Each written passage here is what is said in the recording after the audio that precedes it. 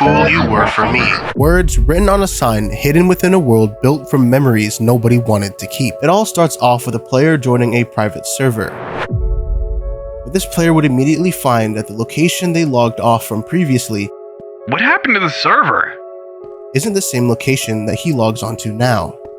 Confused by this anomaly, he would go on to explore and see what was around. Though at first he would find nothing, eventually he would come across multiple unnaturally generated chunks of bedrock pillars and walls, leading him to a house with a sign inside of it. Wasn't this house destroyed by Abe like 2 or 3 months ago? I am what you made of me? What the hell does this even... Suddenly, Arbalest, one of many we will see today, gets dropped into the void, spawning in a bed that he did not place in an area that he did not make. A sign reads, "What guilt has become of you?" and immediately would notice extruding hallways around the dark chamber that he appeared to be stuck in. That was until he saw someone who looked familiar. Abe? Abe? Abe, wait!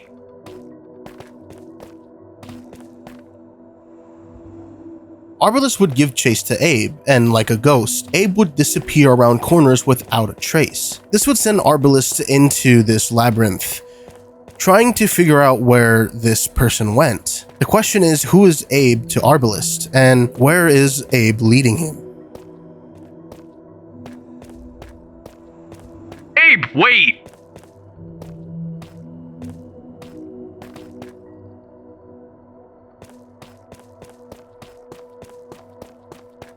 And in his chase, Arbalest would find himself running into a dead end, the sign quoting a weird phrase. His blood cries to me from the ground. Now, this sparks a lot of question. Who is this talking about? Whose blood is crying to who? And what's the mystery behind this entire video? Why was the server changed into a land of complete bedrock? And what is this spawn area that Arbalest spawns back into? Who is currently Abe, as whoever this is seems to have some type of admin control in order for them to just disappear in and out of view.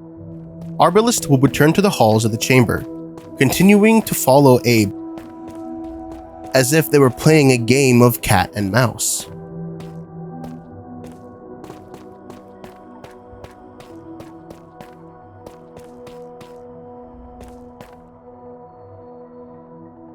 Where he would eventually get a glimpse of the outside, and one of many hints that would go unnoticed to the purpose of this place.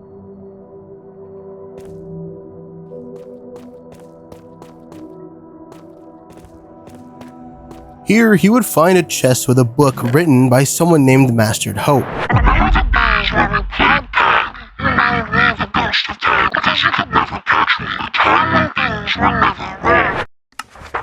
Yo, you wanted to talk with me? Yeah, I've been having trouble with some issues from friends outside of our group. They keep pushing me around and I don't know how to deal with it. Just ignore them. Don't even hang out with them or pay them no mind. Hang out with us from now on. You know where our table is. Remember our saying. We have each other's back from now on and forever. Okay, I'll start hanging with the main group. If they start things, could you and the others please deal with it? Of course, that's what friends are for.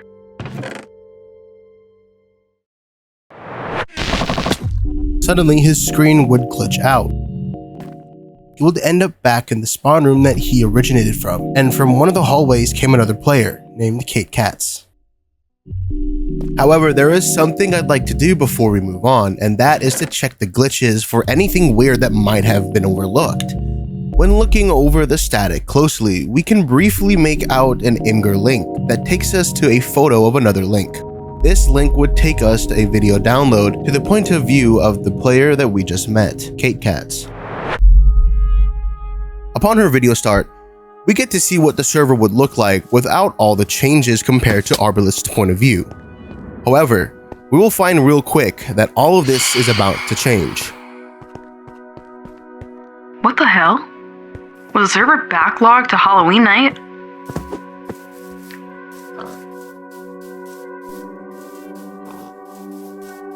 Right. Halloween night. Her expression about Halloween night isn't one of remembrance, it's more like something she wishes she had forgotten. A night we will come to find is a burden for her in the coming interactions with Arbalest. Kate would go on to check her house, looking through her chests. In my opinion, I really wouldn't see why she would even do that. You know the world is backlogged, so the chests are not the same. However, just like Arbalest, she would also get void drop. One thing I'd like to point out is this particular chest that she just overlooks. Compared to the other chests that she briefly looks into, they are all neatly packed, aside from this one, which has an assortment of items. So, putting my two brain cells together and spending maybe the hardest few minutes of my life, this chest holds a word puzzle. Taking the amount of items in a stack, we will use that number and the spelling of the item to get a specific letter to spell this out. But this basically gives us nothing. We don't get a phrase, and honestly, this just gives us jumble. This is where the sticks come into place, as they are stacked in a certain way with the same amount of slots as the items above them. So it got me thinking, why wasn't I given more brain cells to figure this out? It's a little bit more simple than that though, as each stick represents the amount of times that this letter would have been used. Correlating them to the slots above, we get this. You loved him in the cruelest way possible. Now, we don't know who this is targeted towards, or if this is something that Kate should remember, but as far as we know, who does this refer to? Kate would find herself somewhere weird, with a huge, beautiful autumn tree floating in the distance. And even more odd is photos. But before we get to that, she would notice a sign among the beds she spawned upon. What a fool you were for me. What? It's a weird message. However, I still can't wrap my head around why she decided to take photos. But these photos will be of importance in a little bit. Abe? She would catch a glimpse of another player just barely in her render distance. Okay. She would follow with the means to chase down this player, and as we see, it is undeniable that this is Abe, as if the name from the player list didn't give it away. However, we see no visible player. Despite this, she would continue on.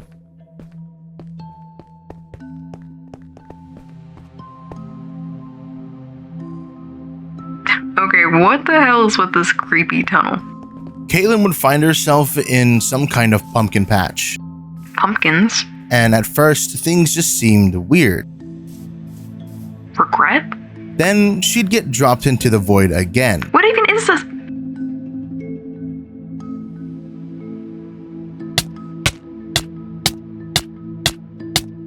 This time, appearing in the same spawn room that Arbalest found himself in the beginning. This seems very uniformed, as if someone wanted her to see this, as if they wanted her to find this tunnel that led to this pumpkin patch. And then there's the walls with the lights in the back. At first I thought it was just some type of decoration, but then it hit me, it's Morse code. Rather, what is supposed to be the word regret, repeated over and over again. The same word that's on the sign before she gets dropped into the void. The significance of this, I don't know. Could it be the regret of treating someone indifferently? Or the regret of misspelling the word wrong in Morse code? Or could it be the message that we got in the beginning of Kate's POV? You love them in the cruelest way possible. Questions aside, she would explore these halls like Arbalest would have.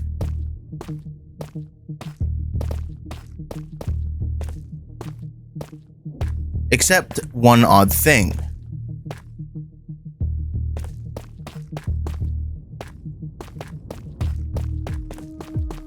This is the first instance that we get of another player visibly joining the game, rather than already being within the server. And this is where we get Arbalest finding K-Cats. It's weird that on Arbalest's screen she doesn't join, but from Kate's point of view, he's the one that joins. Kaitlyn, what are you doing here? I didn't even see you log into the server. What do you mean? You just logged on the server. I just got the join message right now. How? I've been on for at least 40 minutes, maybe an hour, following my admin and operator perms being stripped from the server. So none of this was done by you? No, not at all. Well, how have you been, though? I know it's been tough, but I'm happy to see and talk to you again. It's been a while. It's been alright. I've been struggling with getting past Abe's death, and I'm finding it very hard. It seems like Arbalest cut himself off from whatever friend group that they are a part of, as Kaitlyn seems to not have seen Arbalest for quite a while. Did anything weird in particular happen when you logged onto the server? Like, I don't know, logged worlds, or maybe like, I don't know, something from a while ago happened and suddenly appeared on the server? The only weird thing was when I logged on. Everything was bedrock. Pillars all over the place, and then found Abe's old house from like 2 months ago that he got rid of because he didn't like it. And the signs, I found 2 odd signs. Kaitlyn would go on to mention how Abe ignored her on Halloween night, getting dropped into the void, as well as the signs she got, then all of a sudden an awkward silence, just for her to drop a bombshell.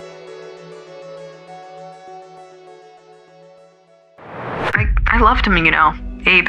Bullshit! You bullied the hell out of him with the others. You basically tormented him daily. You call that love? I'm serious. Look, when the world was backlogged, all I thought about was that night. I remember that. I was there. They were rotting, and Abe and I couldn't stop laughing. Yeah, and I took my anger out on Abe. I hurt the one I loved, and for that, I pay a price of losing him. This felt more like a confession, but according to Arbalest, there is no way she truly loved him. It was such a snare to Kaitlyn's heart that eventually she decided to log off the server. And now we're just left with emptiness.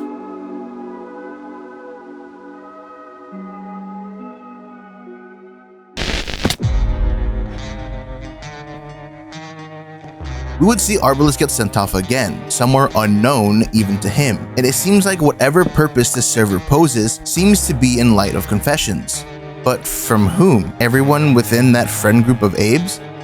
And then there's Abe himself, as an anomaly that we really need to question. How did he die? This would bring me back to the photos that Kaitlyn took earlier, something that we can't just disregard. They are highly edited, so whoever sent them must have been trying to mess with me or something, right? Wrong. The first photo was a dead giveaway. I took the time to brighten and change the exposure, which gave me letters to the end of a photo link. This time, I got a journal entry. I would check the other 2 as well, though hidden a little bit better, they also contained journal entries. I have no greater context behind these entries, and the only explanation as to who they would belong to is Abe. But how do they play a role within this story of confessions? It is difficult for me to put together.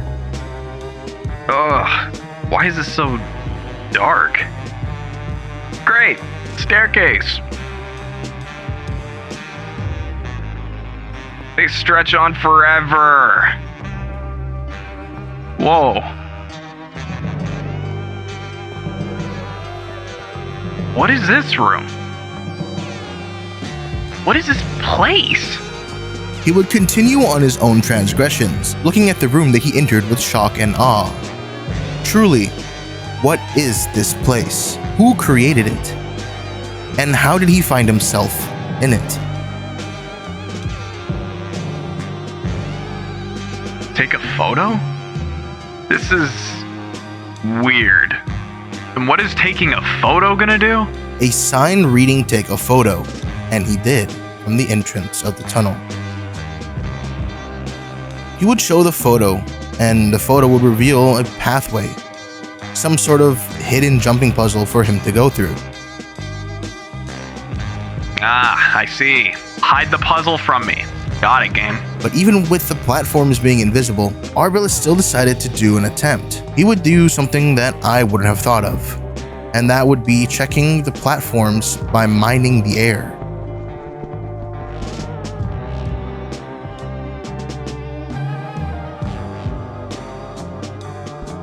Ah. Despite the countless amount of attempts that he would go through, eventually he would reach that doorway sitting across from the sign.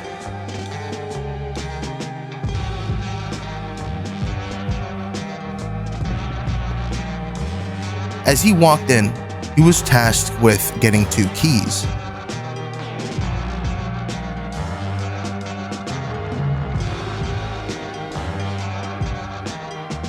The design on these walls are kind of cool.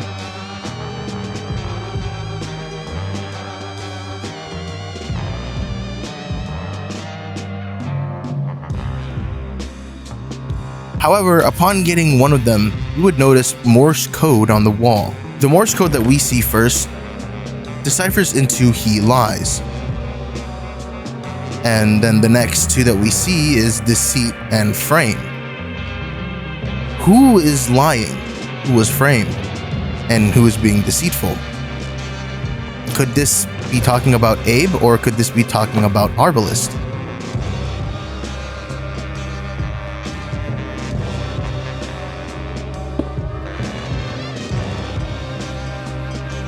Aside from that, the keys would do two things. One would open a hole in the center of the platform that we originally came from, and the other would make a bridge back to that platform.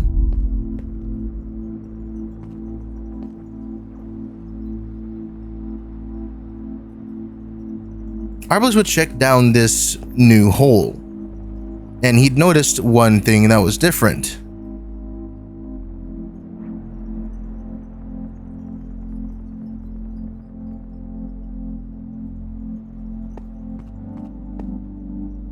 Jump? And that would be the sign. It read, "Jump." Here goes nothing.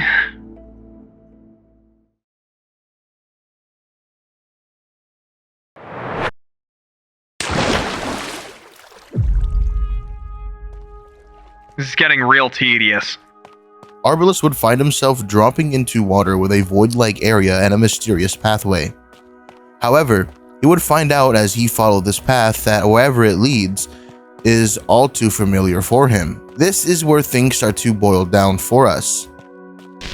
From the start of this story to the endless parallels with signs, the Morse code, and even the confession, things were just weird from the start. But as Arbalest continued, I'd noticed another tear within his point of view. That leads us to another link. This time, it was just an audio recording from what seems to be a conversation between Abe and another person named Julian. Abe, look, I'm sorry for how I've treated you recently. You're okay. I expected nothing more due to the influence from the others. But I know it's a reason you've been so distant. I got a hold of your journals. I'd like to return them. I'd appreciate that a lot. I regret everything, Abe. We are childhood friends. I should have never isolated you like that, even after knowing the truth. Julian, I forgive you, truly. But I can't forgive myself. What about my brother? What if I turn out like a Canaan? You won't. You will be the best brother to Kenneth. Like you were to me, to Kaitlyn, even Mary. You don't deserve this. Around this time, Arbalest would notice that his vision is starting to distort. The textures on the blocks around him started to become animated and move around. It's as if he is slowly losing himself. But why? Could the houses that Abe have built trigger some type of memory he did not want to remember? I have no choice but to question Arbalest's mental stability. And I noticed the puzzles, Morse codes, signs, even as small as the book from earlier, all cease to exist. Why no more puzzles to mess around with our protagonists? So many questions and not a lot of answers that I can provide. What was the truth talked about in Julian's confession? Who forced Abe into isolation? Were there some kind of rumors with all the information that we got from Abe's journals? The biggest question now is, how does Abe and Arbalest even fit into all of this? The confessions, the friend group, isolation, puzzles, everything. How do we have two people where we can't figure out their purposes within the story? But eventually, Arbalest would reach where the road leads. And to no one's surprise, it's something that Arbalest would recognize. This was also Abe's. His first build on the server. Yeah, it was. And like that, a new player joins. This player is known as Adept Damsel, and I can only assume that this is Mary, mentioned previously by Abe. Why can I hear your mic? I don't know. And frankly, I don't care. Rude much? Who pissed in your cereal this morning? Stop. Stop what? I get a phone call from Kaitlyn, crying about Abe, you, and the server. I call Julian. No answer. And that's my problem. How? Really? Why is she crying about Halloween night? Because that sounds very specific. Yeah, weird stuff happened to the server. You know it took us months to get over his death, and now we're back at square one.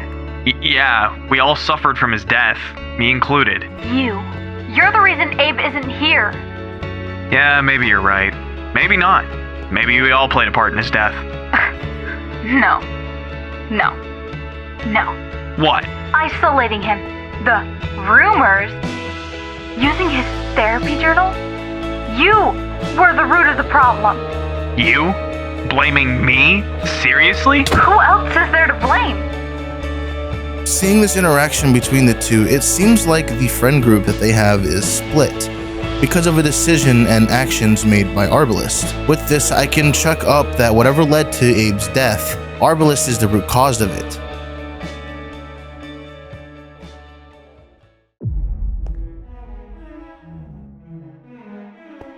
Confess. What? Now things have changed. Abe is demanding a confession from Arbalest, and it is pretty shocking. Confess. You are not Abe. You're right. I'm not. I'm the injustice you committed, and I'll make sure it's seen. What injustice? You know nothing about that night. Nothing. Confess. Abe, please. I am what you made me. What guilt has become of you? Look, I never meant for things to end the way that they did. Yet you toy with his emotions, isolated him, and used his own insecurities against him. And what do you want me to say? I want you to tell the truth. Confess? To what? Confess that I killed my own brother?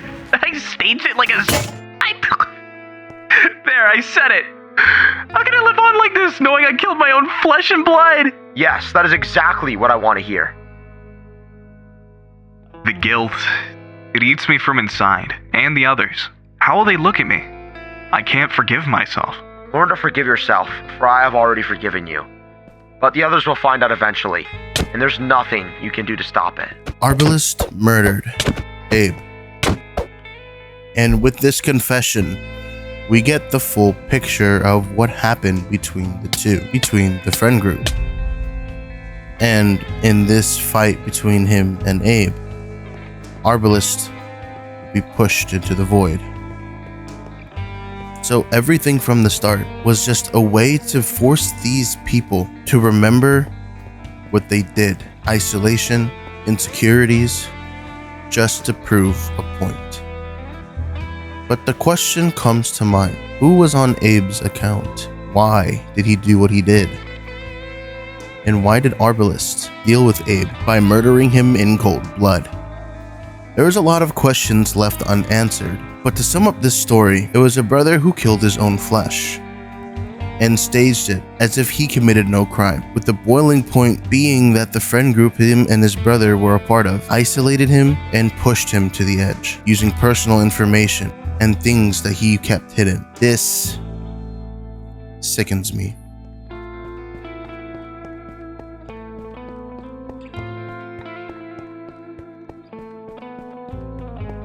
Arbalest would continue to run down this long stretch of bridge. And eventually, as he continued, he would find things that didn't please him. A book telling him to forgive as I did.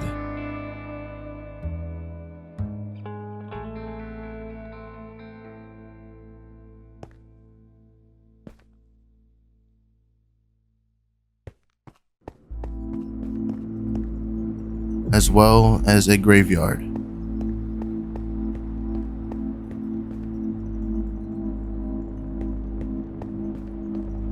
With a cross symbolizing Abe's gravestone.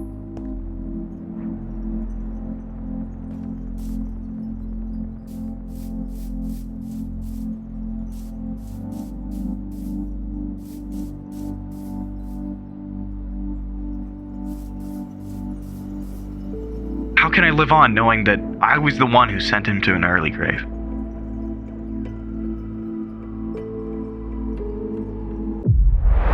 Hey, so I've had some questionable things happen in this world I used to own with my brother. Mind you, he passed away recently. Could you possibly go through the videos I have unlisted? I can't figure out the issue and I don't know why they are the way they are. Here's a playlist containing the videos. Let me know if there are any issues. I never thought I'd ever get caught up in a story hidden behind the horrors of mental illness, sorrow, and grief that spirals into a twisted, deranged fantasy of self-hate and a moral hatred for the supposed loved ones of those who simply passed on. It started off with a Minecraft video from someone named Zeno, who had a weird experience on a world he used to play with his older brother Isaias. The first video, titled I Miss You Too, Isaias, starts with our main protagonist, Marcus, who goes on to explain his reasonings to making this video in the first place, stating it's kind of a way to cope with the passing of his brother and the bullying he receives at school, even going on to say that his brother was the one who normally helped him with the bullying. He used to play on the older versions of Minecraft, so a few years ago, we made this world with mods to kind of replicate that old Minecraft feel.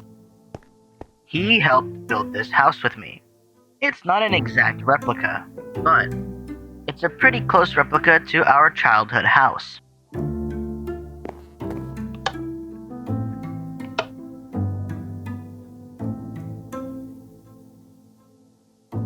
It even has working lights.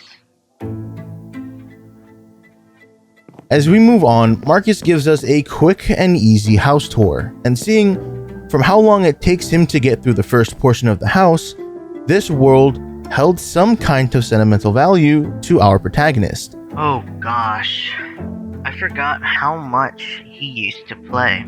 He explains who would have each room: his parents' room, his brother, and his.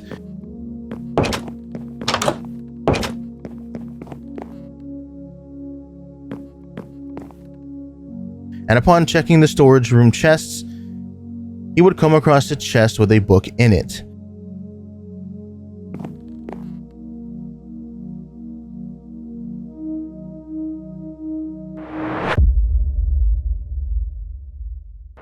Though he had to double back to the chest, he realizes quickly that this book was signed by a user named Isaias. It was his brother's. The name of the book is what stands out to me.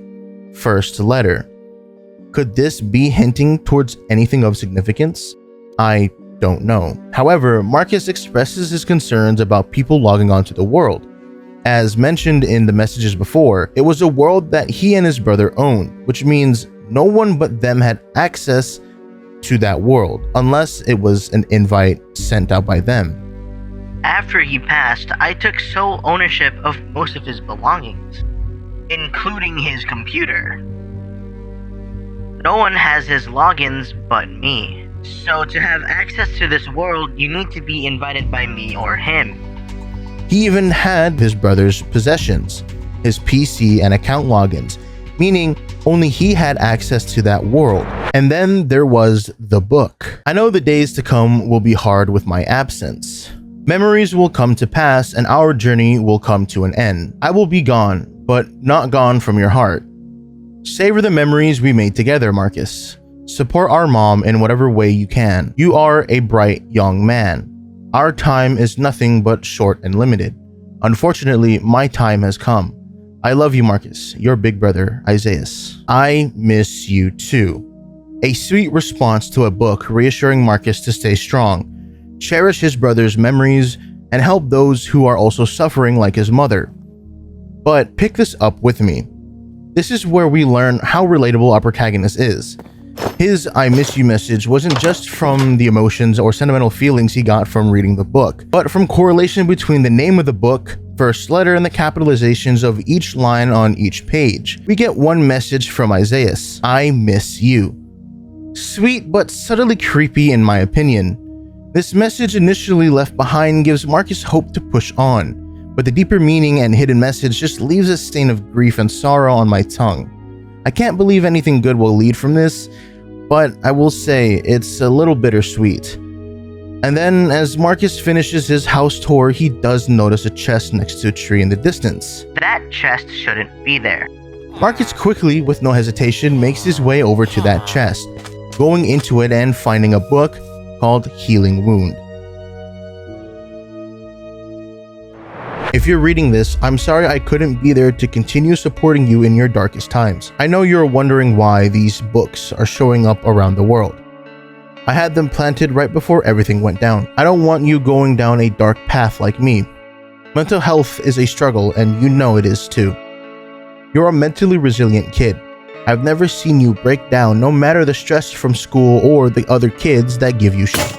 Marcus, I know you'll be wondering why I did what I did, and I know you want answers from me or anyone in the family. If they haven't told you, you'll find out somehow in some way. No, I will always love you, and though this is a dark time for you, there will always be light at the end of the tunnel. You just have to be willing to walk in the dark to find the end.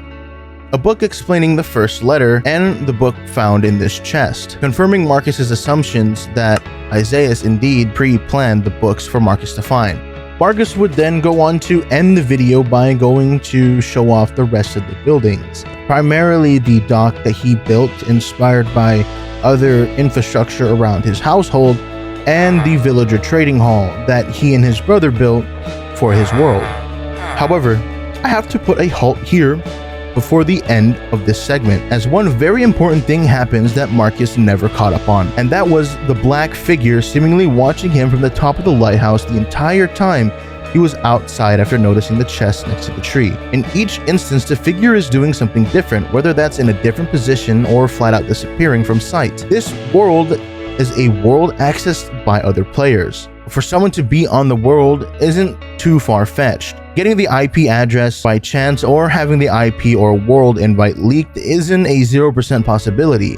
However, for the user to not have a name that's visible, especially when this close to Marcus, sparks some reasonable question.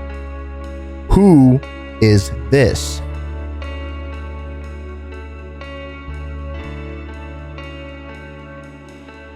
Hello again. It's been a while since the last time I recorded, but there's been some really weird things going on. I tried to play alone on the world, but things just kept happening. I'm going to show you what I mean, as it kind of freaked me out. As of right now, this is the first time I'm on in like a week.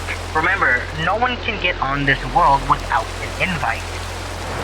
It's been about a week since Marcus has tried to play alone on this world. The start to the second video, Alone, has Marcus concerned about unusual activity in his world. He even goes on to try and hide the fact that a player is in the world with him. However, the unusual activity that he's referring to was door changes on the main house that he and his brother built, from oak doors to spruce doors, and torches to redstone torches. However, as he does a full house sweep and storage room check, he double backs to check his parents' room. Call it superstition, but from what I could tell, Marcus felt that something was still off. He would go a step forward to check the chests within the room and find a book titled End. The book read in a way only you could understand.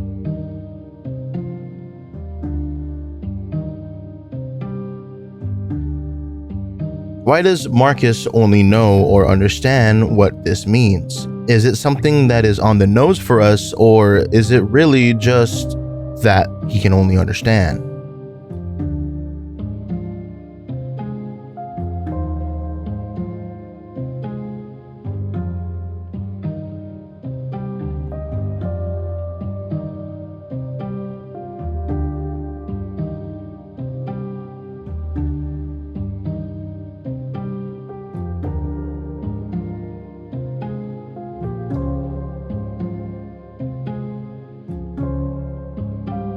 And the rest of the chests in all the other rooms held papers with one paper in the same slot named End.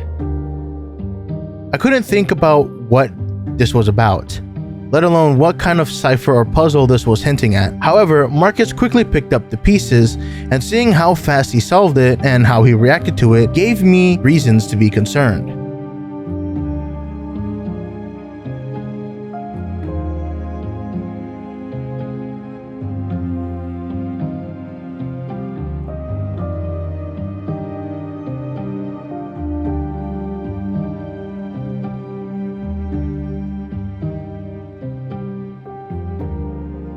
I don't like this. Isaiah is dead. To better understand what Marcus got from this, I decided to take a look at the puzzle a little bit deeper. Now, this is definitely a word cipher that we can put together, but how he solved it is a little bit difficult to me. Taking a look at it, we know that chests have 27 slots in them. And for every chest to have something in the 27th slot, I'd assume it'd have to do something with our alphabet system, assuming that it ranged from 1 through 26 going left to right. So that means going from the chest from his parents' room all the way through to his brother's room and his, taking a look at each and every chest, the message that he got was, "Look for me, Marcus. Help." That's what spooked Marcus, a cry for help. Maybe the player that he's seeing around the world isn't a player. Maybe it's his brother, trapped, manifested within his world, yearning for help. Maybe I'm wrong. Maybe it is somebody messing with Marcus. Maybe they put this puzzle here for him, showing the situation that he's in. But there are a few things that we do want to point out here. First off, it's the person that left the game. I don't know what kind of name that is. I for sure cannot figure out who and what it means. Another thing is the beds. In the first video, the beds were black. Now they have changed to red beds, and Marcus completely overlooks this. But it is very intriguing the fact that the torches and everything else changed. And of course, the little paper trail being left behind by Isaiah for Marcus to find. Jumping forward a bit, Marcus goes on to check on the villagers in his villager trading hall. He sees that 2 of them are missing. We know that this is an issue because in the first video, all of the villager slots were filled with a villager. We could check this up to the figure that we saw recently, or maybe even the player that left the game while Marcus was doing the puzzle, but we don't know. Marcus completely overlooks a lot of things. So there's a lot of things that could be of speculation here. Either Marcus is doing something to this world, or whoever this mystery player is responsible for whatever is going on in this world. My speculation is that this player has some sort of ties to Marcus, as there's no reason for this player to be on this world. I highly doubt any sane person would want to leak the IP or the invite code to a world of a dead player, of one who is grieving the death of their brother. Marcus would then go to one of the towers that his brother built. However, the first chest that he goes into has an arrangement of weird items.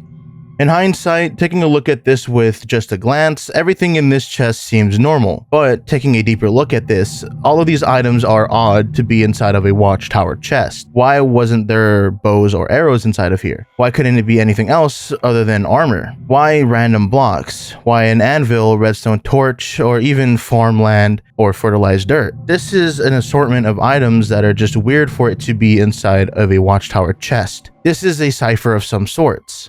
A word cipher, one that we've solved before. So this isn't necessarily hard for us to decipher, at least in terms of knowing what it is. Taking the first letter from each item, we get this. Now, taking into account duplicate items, we know that each repeated item represents a different letter depending on how many of them there are. So our cipher would change from what we have to this. I don't know if Marcus caught wind of the cipher. I don't know if he solved it mentally or if he really let it go over his head, but this is definitely warning him or telling him that he is not alone in his world. As he checks the second chest, we see a lot of the items in the previous chest in this one as well, except the one thing is the book that stands out. He takes the book, but his first actions are to question in game chat who is messing with him. He is definitely peeved about this. I can tell just by the way he is typing. All of us can. And I would be too. I definitely do not blame Marcus for the way he is acting right now. Whoever has access to this world needs to leave and stop messing around. This isn't some prank. This is a world precious to me. I wouldn't want somebody tarnishing or even meddling in a world that is meant to preserve the memories of somebody that I've lost. So I understand where Marcus is coming from. However, what is of concern is what contents are in the book. The book seems to hold a set of coordinates, and these set of coordinates are pretty far. What the hell? This isn't some sick game.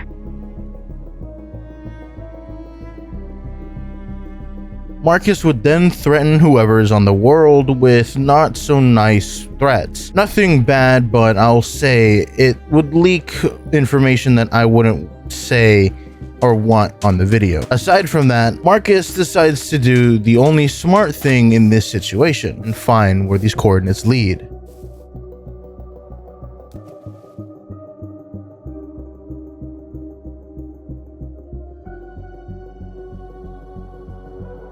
The coordinates led to a house in the middle of the woods, in chunks that he claimed were already rendered by him and his brother. So how did the house get there? What is the significance of the house being there now? Inside of it was a red bed. In my opinion, I kind of think that this is a coincidence. And there was a chest. Inside the chest held a book.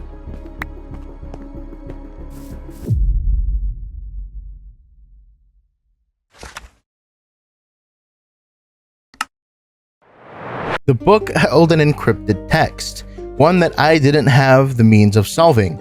I didn't know what kind of cipher was used to encrypt this text. I was going to assume a Caesar cipher, however, upon putting it in, no matter how many times I shifted the text, I didn't get an answer in return. So my luck ran out. I could not solve this cipher. And unbeknownst to us, Mark didn't want to solve it either. I'm not reading that, nor am I going to try and solve it. I'm going home.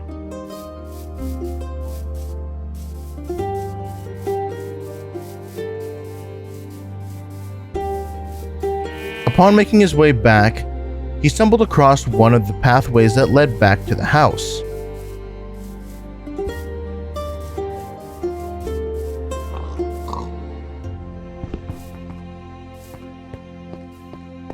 This was one of the pathways that he was looking at earlier. Intrigued, he decided to stick around and explore a bit. In doing so, he was able to find a sign on the edge of a cliff. Intrigued, he built his way over to it.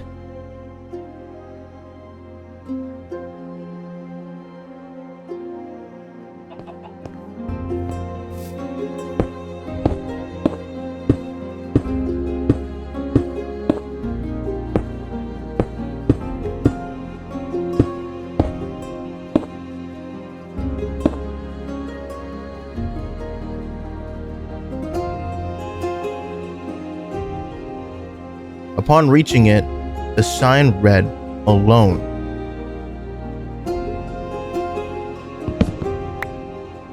I can only describe frustration from his actions. He mined the sign and replaced it, leaving it blank, leaving the scene kinda distraught at what he found. He then makes his way over to the farm, something that he didn't get to talk about. I never talked about the farm last time. Despite all this weird stuff, the farm was something I wanted to learn redstone with. Me and Isaiah wanted to learn it together.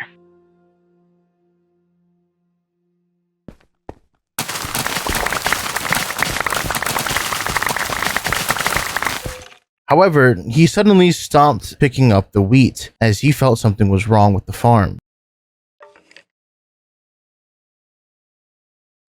I could have sworn this wasn't on this side.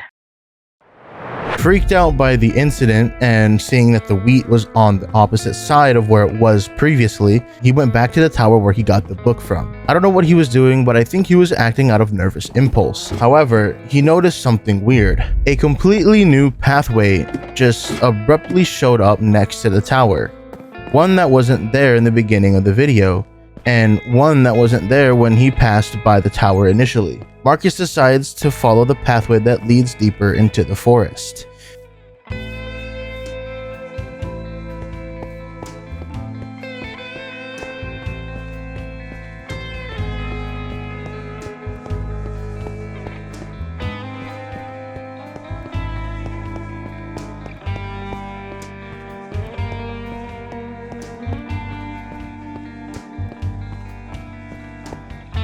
The path would lead to a tunnel lined with redstone torches. Before entering, Marcus would fail to notice the black figure watching him from the distant tree line. At the end of the tunnel would be two signs, one with a phrase with letters missing from the words, and another with 3 numbers and the word shift.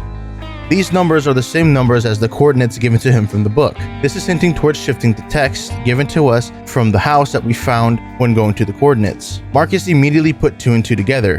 He even states that he's going to use a decipher to go ahead and see what this is. After a bit, this is what he deciphered. I've been in my head for a while now. I can't explain what I've been seeing at night, but I can't tell if I'm going crazy or if something paranormal is happening. This constant fear washed over my body every night I sleep. I feel like I'm going to die. I close my door and no matter what I do, it always appears in my room.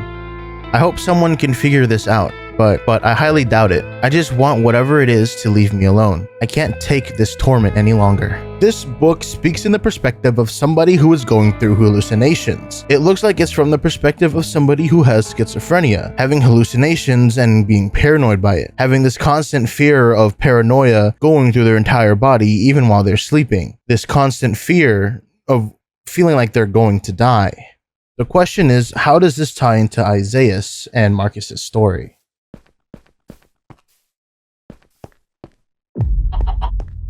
Just as Marcus is about to leave the tunnel, a black figure walks across the tunnel entrance. This is the same figure that we saw in the first video, as well as the same figure that was watching him in the tree line. Why is this figure making itself known to Marcus now? What is its purpose and true intentions? Why reveal itself now after Marcus deciphered the book? Could this mean that this entity is trying to tell Marcus something, or is it trying to tell us, the viewers, something else? All of this seems a little fishy to me. I want to push Marcus with questions and get answers myself. However, I feel like the topic is a little touchy. It's already outgoing that he came to me to look into this stuff for him. However, I feel like I'm uncovering something that I should not be uncovering.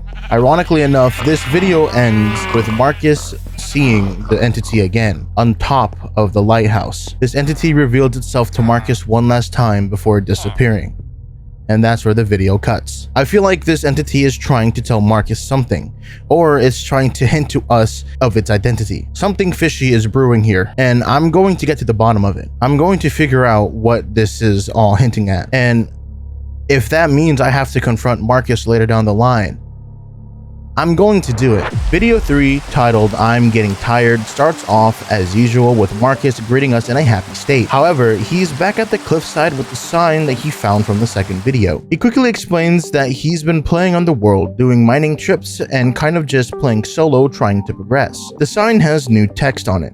No warmth, no comfort. Kind of hinting towards something like the dead. I don't know what this is supposed to lead us to, but I feel like this is just something to diverge Marcus from whatever he is looking for. Marcus expressed that he's been getting tired of these things happening around the world. I would too, especially if it was a world that held this much sentimental value to me. As he made his way back, I noticed something hugely different with the world, and that is the corrupted textures scattered all over the place. Marcus says he has been seeing the corrupted textures from time to time, and mainly ignored them, thinking it was the mods that he had installed being buggy, but from what I can observe, it only seems to be affecting the areas that Marcus and Isaiah worked on. Marcus notices the textures started to corrupt the buildings and starts to grow some concern. He would notice the lights in the main house throwing a rave party without him and go to check it out.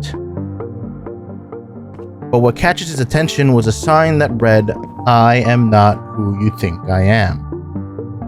Who are you then? Tell me, who the f are you? Followed by another sign by the storage room that states, but you do not need me anymore. This sends Marcus into an all-caps frenzy. His next actions are harder to define, other than full-on rage. He would start off with getting the materials to make a flint and steel.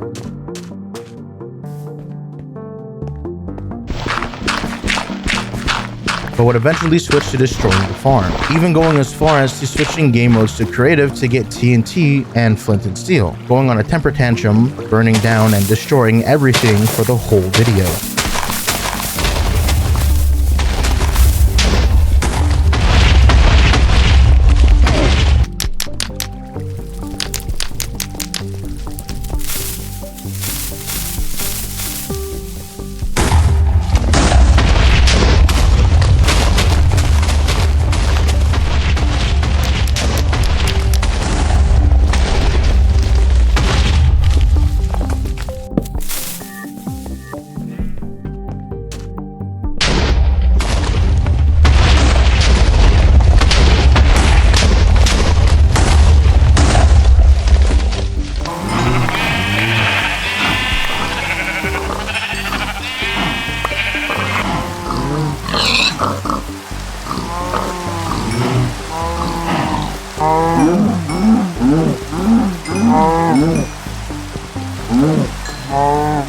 The thing is, why couldn't he just ban the person if he had all that power? If he had the ability to do so, to switch game modes? If he was having that much trouble, and if it really was a player, why not kick them or ban them? Unless the person never existed, maybe Marcus was developing some kind of mental illness like his brother Isaiah.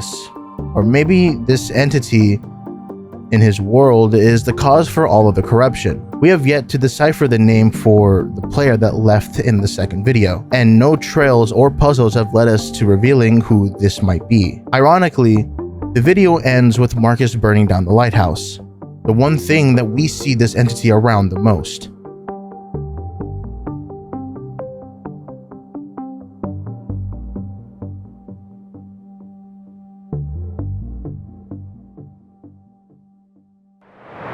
The last video, titled Move On, has a lot to unpack for being the shortest of the videos. To start off, we leave right off where we left with the last video. Upon the start, Marcus doesn't greet us or do anything. Instead, he goes on to burn down the dock that he talked about in the first video, and the first thing he does after that is to go through the nether portal.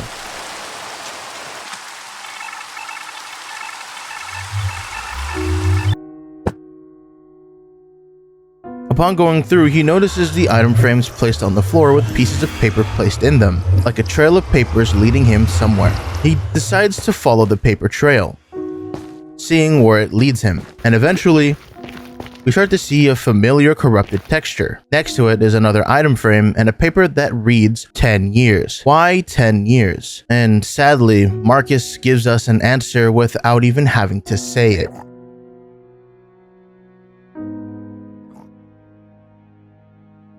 It's been 10 years since the death of Isaiah. Marcus lied to me when he messaged me in the first place. The timing of his death and everything was a whole decade ago. He would continue to follow the paper trails, and these would lead him to more of the same paper texts telling him to move on.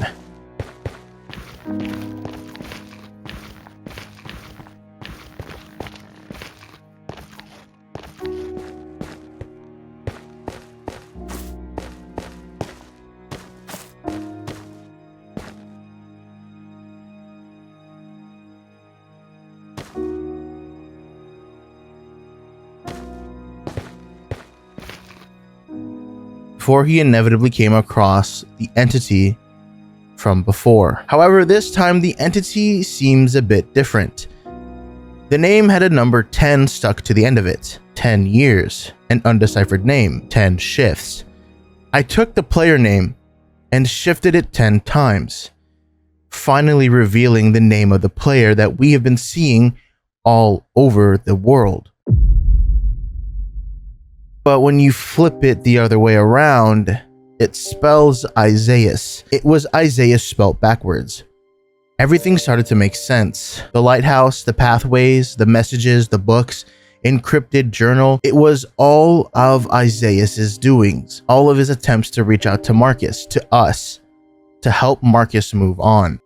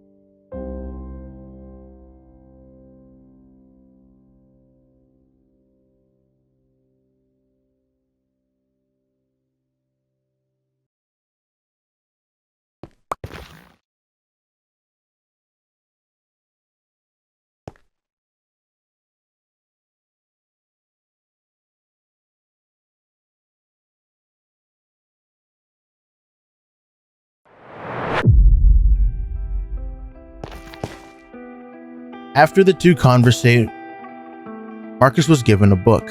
Within it was a hexadecimal cipher. And did I have fun deciphering this? Trapped soul, you need to move on. It's been 10 years, and all you've done is kept my memory in vain. This is the tortured soul of Isaias.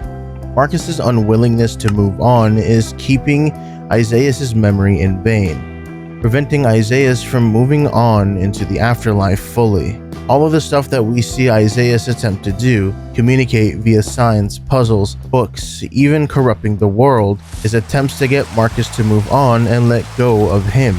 He wants Marcus to be the best version of himself.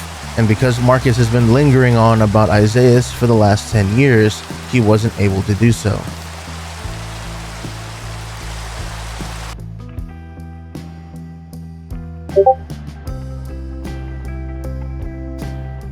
Upon endlessly scrolling through the vast amount of videos on YouTube, I came across a little channel known as the Trinket 097, with a video that caught my attention and a story that I was not ready to discover.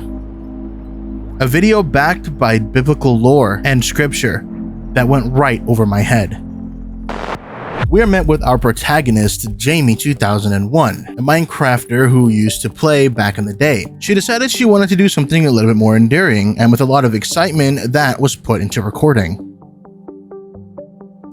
She starts off with the intentions of making a starter house and gaining iron tools, making wooden tools to get stone, and set the intentions of finding iron while exploring. However, she will only get to building a starter home, as the parts that are the most important lie at the end of her video. Most of this is regular survival. She fights mobs, gathers resources, and finds no luck in the search for iron. However, as stated previously, what's important is at the end of the video.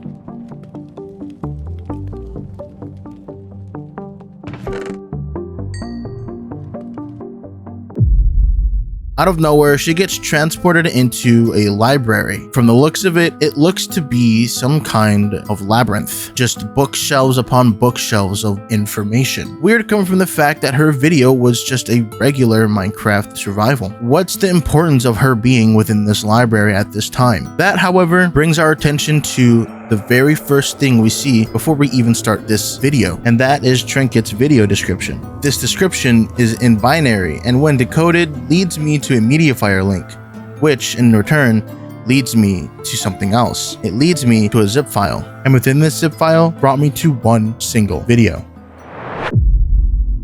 Where the hell am I? Jamie would appear to be in some sort of library, and to us, we would already make out that this is no ordinary library. She would notice the corridors lit up by the lanterns, and upon that, we make the assumption that this is some sort of labyrinth stacked with information. Jamie would then check her inventory and notice that everything was previously wiped except for one item, a book. And checking the contents of this book, it read, "Welcome to the library. Rules. Rule 1. Do not remove books from their shelves. Rule 2. Do not open sealed volumes. Rule 3. Do not enter door 000. Rule 4. Do not stay awake for too long. Rule 5. If you hear writing, leave the vicinity immediately. Please refrain from coming in contact with the librarian. It is hostile and will not hesitate to act on aggression."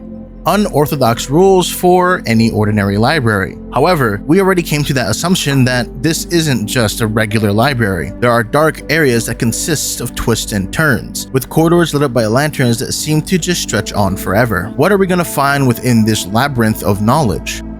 I am so confused. Why the hell am I even here? Amidst all the confusion, Jamie would finally acknowledge the chest in front of her. Checking it, she would notice the contents within the chest consist of bread and beds. One of the rules of the book was that she had to sleep, so she took one bed and a stack of bread just in case she needed it for later. She would acknowledge the balcony that she saw upon loading into this labyrinth and would go up to check out what it had. She would notice that one of the bookshelves had a book stored in it. This book had something weird in it. A riddle that read, "A head of gold, a body that fades, strength turns to weakness in layered grades, broken not by hand, but by a stone. What vision was the king once shown? 4 items to wear, 5 materials to bear. Find them in a timely fashion." This sparking off our first puzzle to solve. Jamie would then make her way back down the balcony. She would then catch a glimpse of a redstone torch, finding more redstone torches, and eventually finding an area that was flattened out with 5 item frames laying atop a couple blocks. This has to have some ties to whatever we found within the book from earlier. Jamie would then go on to explore the library, following the lanterns that lit up the endless corridors of this labyrinth of knowledge.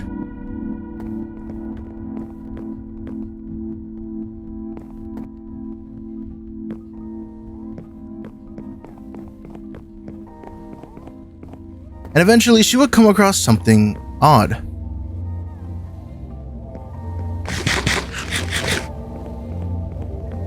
A room like we found earlier, flattened out with doors littered all over the place. Every door seemed to do nothing, until she came across one specific door with the numbers 238 on top of it.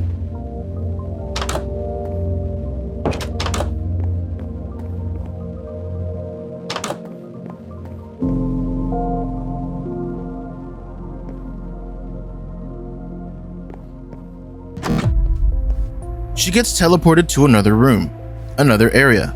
Hard to say that it's a part of the library itself. However, the bookshelves say otherwise. She would eventually take notice to the variety of empty bookshelves, but more to the ones that shelved a singular book within them. Checking it, she would find the phrase, "Be not afraid," within each book. I don't get the overall message behind this phrase, or what's being sent, but this is creepy nonetheless, especially taking into context the account of who would be using these phrases and how it would be interpreted.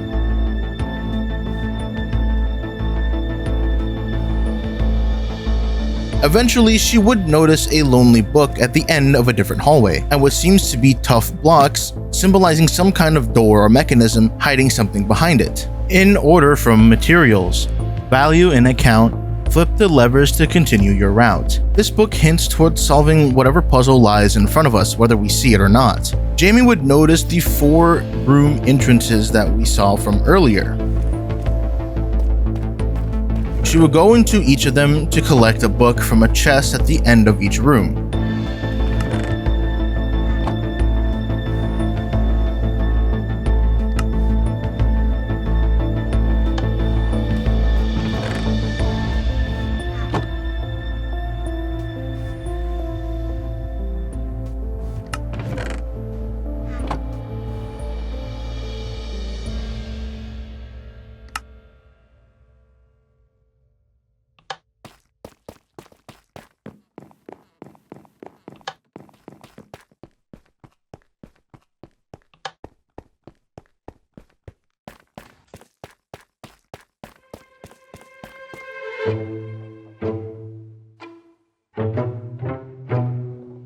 Give me something more challenging. As Jamie flicked the last lever, the tough wall revealed a hidden passage. This passage would lead down to some type of throne room. However, as Jamie turns around to look towards where she came from, she notices that the entrance she once took is now gone.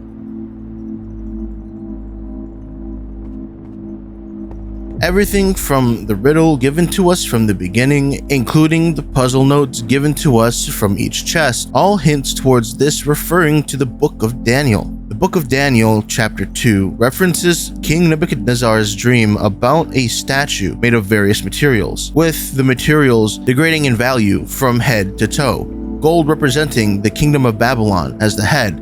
How this portrays towards Jamie and the entire situation she's in, I'm still trying to piece together. However, her response doesn't make things any better. If anything, it's egotistical and kind of shows more of her true colors, completely different to what we saw earlier in Trinket's video. A reaction similar to how King Nebuchadnezzar would react. Soon enough, a door would appear, and interacting with this door would send her back to the library.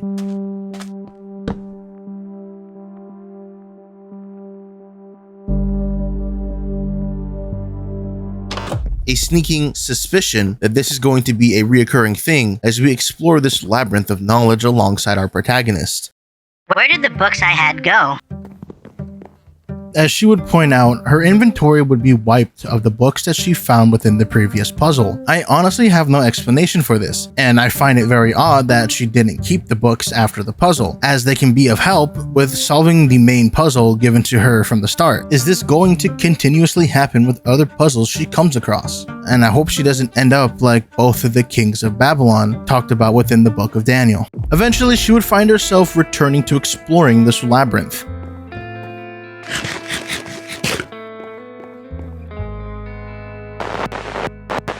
With weird things happening to her as if she was being warned, and Jamie is noticing it.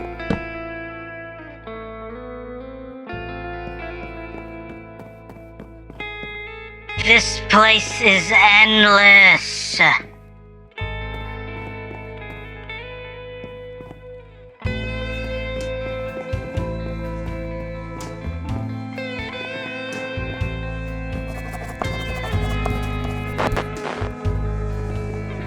These weird visions seem complicated, foreshadowing a door of some sort. But is it something bad, or is it something good?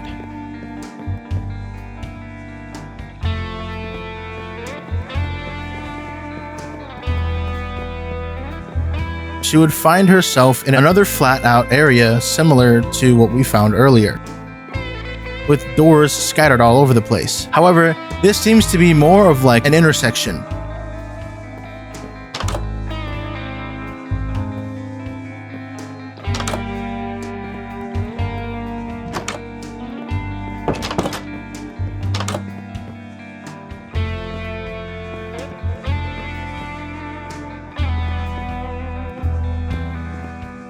And just like previously, one door would send her to another room. She would find herself in an all-black puzzle room with 4 item frames holding 4 more books. She would go to these books and take them out of their frames. Looking into them, she would find that they'd hold the same exact lettering, but with different numbers at the end.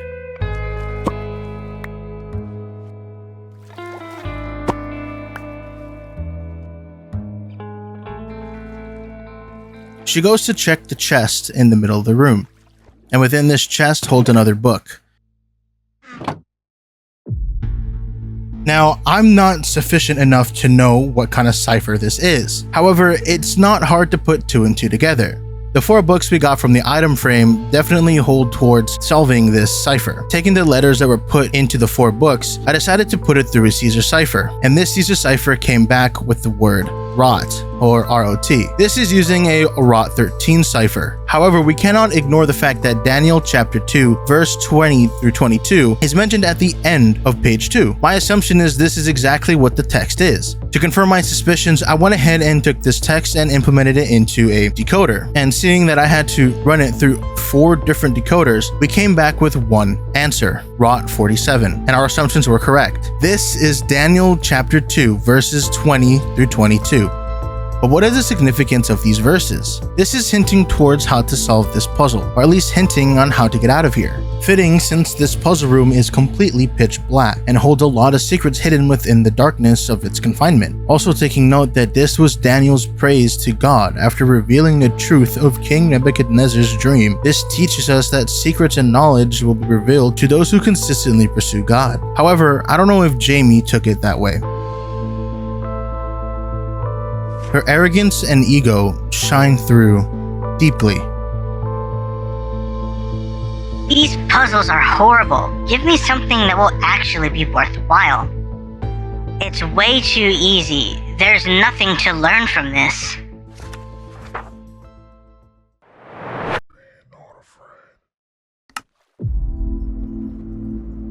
Weird things would continue to happen to Jamie, even if it's in the smallest amount.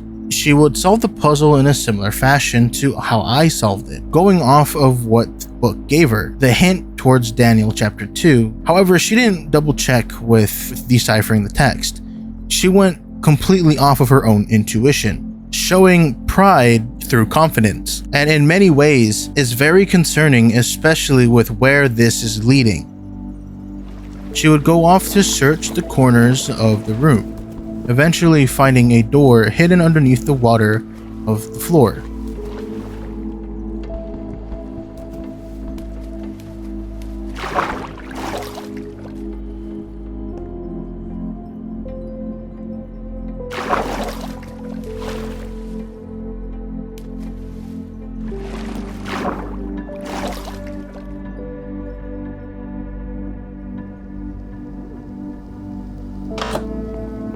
Interacting with the door would send her back to the library. Jamie notices that she gets a new item within her inventory. However, everything obtained from that puzzle room gets wiped. We already made an assumption that this would continue to happen with the inventory. Before she continued on, she made a jarring comment and mockery of the Bible, blaming whoever made the puzzles for the reason she was there. If I was in Jamie's shoes, I would honestly watch my mouth. Though she is showing a lot of materialistic sides. So far, she has been not only rude and very quick to say what's on her mind, but she's also showing a lot of signs of materialism, wanting to get rewards from something that doesn't even satisfy her, knowing that these rewards won't be satisfying at all.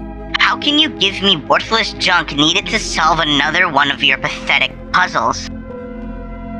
You show me no worth in this stupid library you made. Despite this, Jamie would go on to continue exploring. And eventually, she would come across this.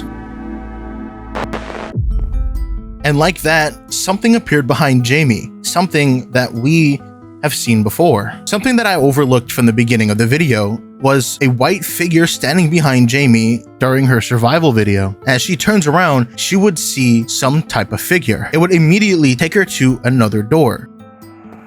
Now, I can only assume that this is the librarian, but this sparks many questions. What's the significance of this entity showing itself now? And why didn't it show itself earlier? My question is, what is the purpose of the librarian? And is this entity truly what it is? Interacting with the door would take Jamie to a completely different library.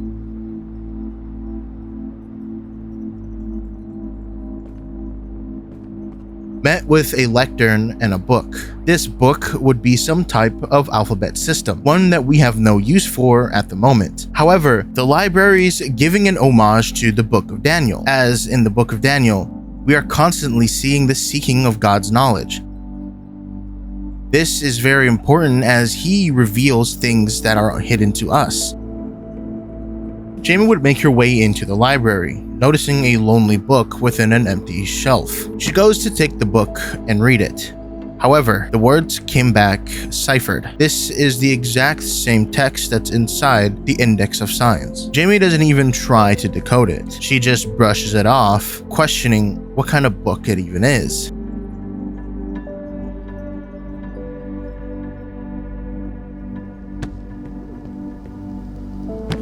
She would go on to find more books, ciphered in the same way that the first one was, but she would again make no effort to attempt to try and solve them.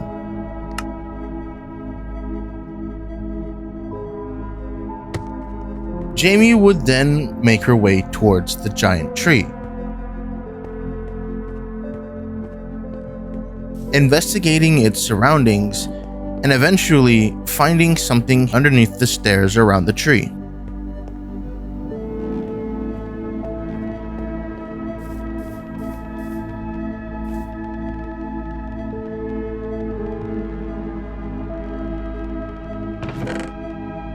And within this chest, a lonely book that was also ciphered via using the Index of Signs. This would force Jamie to actually solve the puzzle, and also give us time to decode the messages from earlier. As she decodes the puzzle, I'd like to point something out from earlier. I honestly don't know the direction that this is going, as the general census is starting to get all jumbled up between the way Jamie is acting towards the puzzles and how these environments are reacting to her. However, we can see how the Book of Daniel plays out exactly as it does with Jamie. Now, going back to the 4 messages from earlier, we know that it is from the Index of Signs. Using the Index of Signs to decode the 4 books, this is what they translate to. With no choice but to decode the encryption, she went ahead and started off with getting wood from the tree within the middle of this library. She would use it to make signs. Although she ends up giving up the signs, she eventually deciphers the text, giving her this. What's hidden has been revealed, a flight of stairs and you're as free as the sea. All that trouble for a stupid riddle?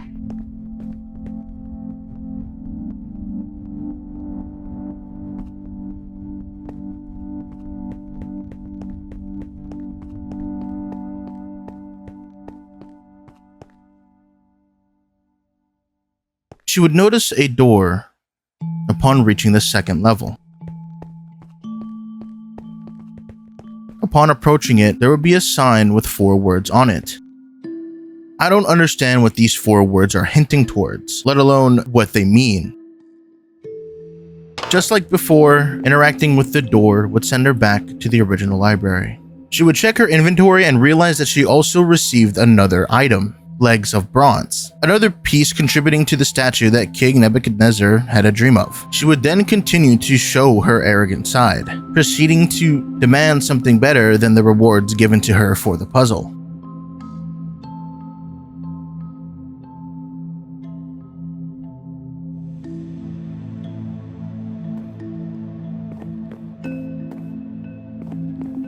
Though something odd happens this time around. It seems like her inventory doesn't get wiped. She keeps at least one of the books from the previous library. Could this mean that both of these places are connected in some kind of way? And what is the significance of her keeping the index of signs? Jamie would push on within the labyrinth, continuing to explore and see what else she could find. Her motives are unclear to me, and I honestly don't know what she is looking for at this point. It seems like everything is right in front of her face. All she has to do is literally call out and look for knowledge, and pursue whatever that she wants. But instead, she's looking more for fulfillment, and it's starting to become an issue. Her ego is flaring up. Her pride is starting to be worn. She wants something of worth, but doesn't see the value of the lessons being taught in front of her, the tests that she has gone over. She'd find her way back to the previous door, however would notice that the unmarked door from before was now open. Someone is moving within the library. I would like to assume it's the librarian, but what motives does the librarian have to go through these doors?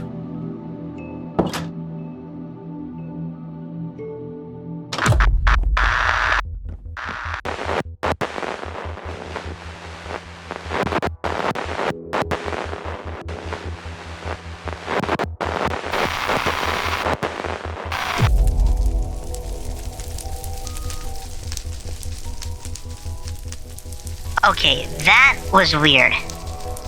Finally acknowledging the little weird visions that she's been getting here and there. However, we were transferred to a completely different room, a room full of stone bricks and primarily stone, fire all around. Jamie would go and check the chest that was left for her in the room. She would find another book. The book held 4 pages with 4 different Bible verses. These verses came from the book of Revelations. I know for a fact that this is a reference towards the end times. Could this be referencing towards Jamie's end? The way that I see it, I feel like Jamie is being warned. If she continues to act the way that she's acting, it's going to end in turmoil for her.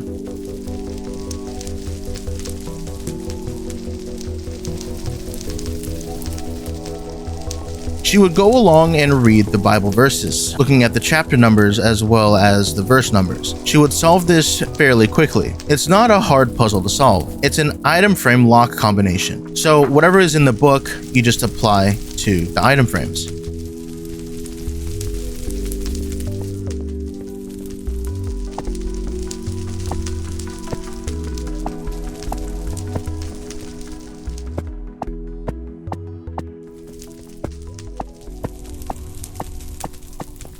After putting the code in, she would notice that a hole in the floor would open. Confused by its random appearance, she would try to figure out what this meant. She would make another snarky remark, talking about how the puzzle was too easy to solve, not picking up on any of the hints given to her from this puzzle, but inevitably would end up going down the hole to see what it contained. The order and blocks assigned to each frame refer to the materials we have found so far. It's obvious.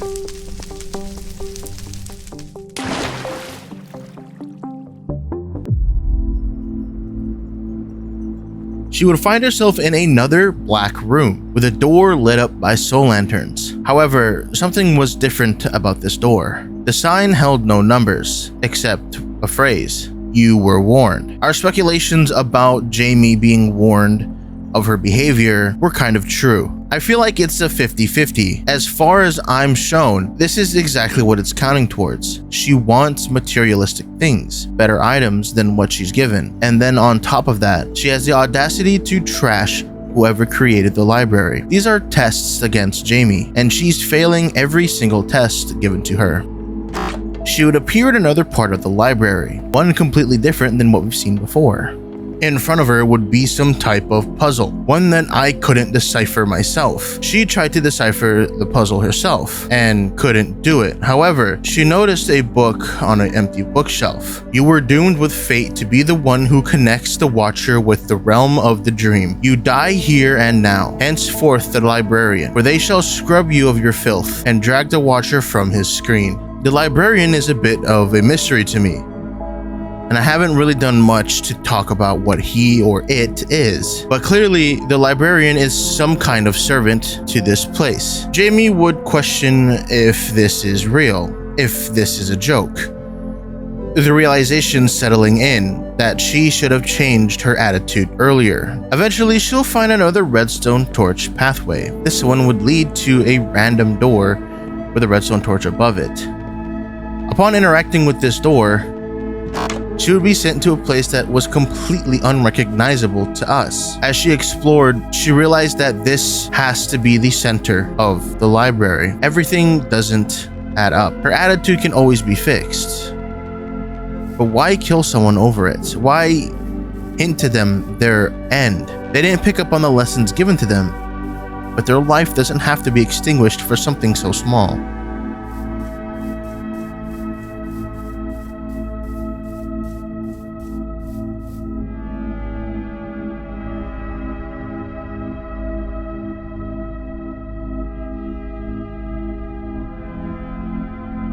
She would be so caught up in all of this that she didn't even notice that she had all 5 of the materials needed to finish the first puzzle. However, she would go up to the door in the middle of the tower and read the book left in the item frame.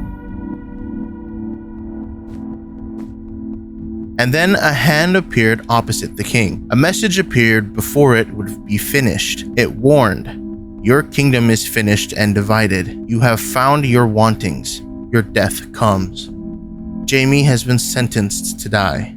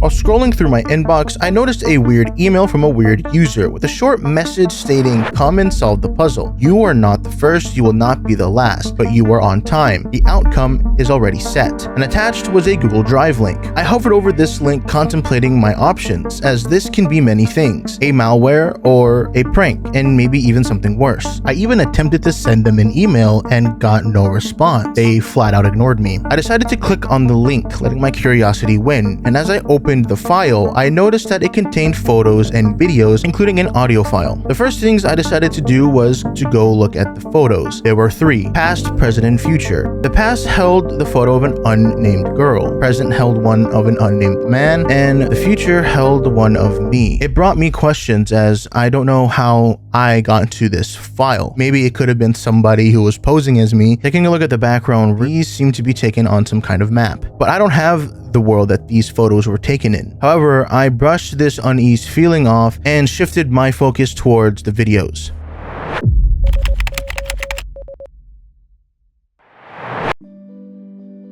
Immediately, we meet our protagonist, the man in the present photos. He is also known as Jonas, as in the video he introduces himself as Jonas, going as far as introducing his entire username, Jonas09. And just by telling off the textures from his right hand, we already can put 2 and 2 together who he was. Jonas then goes on to explain how he got the map. He stated that he got the map via an email from a company. I would assume it's a corporate company, seeing as they offered him a computer and a handsome prize for finishing this puzzle map. Though it still strikes me odd. I'm assuming that he is some kind of kid, based off of the fact that he would actually agree to go through with this, accepting to do a puzzle map for a brand new computer and maybe some cash on the side.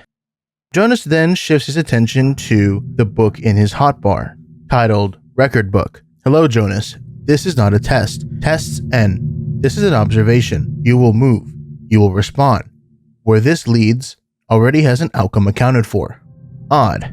I didn't have any questions for it, but it just kind of felt direct. It kind of felt like whoever put this here or whoever made the map already knew the outcome of what was going to happen to Jonas. It kind of felt out of place as well. I don't understand why this is so forward and straight to the point with what is going on. It's a puzzle map. You don't know if Jonas is going to complete it or not, to be honest, but for some reason, whoever sent him the map via that email knew a little too much. This record will update as observation continues. Return to it when the path appears to change. This piqued my interest the most. So this book will update as he progresses through the puzzle, which is kind of a cool feature for this map. As the puzzles progress, as he progresses through whatever this map has to offer him, there probably is going to be hints and clues given to him via this record book, or probably it will just keep track of the puzzles that he completed.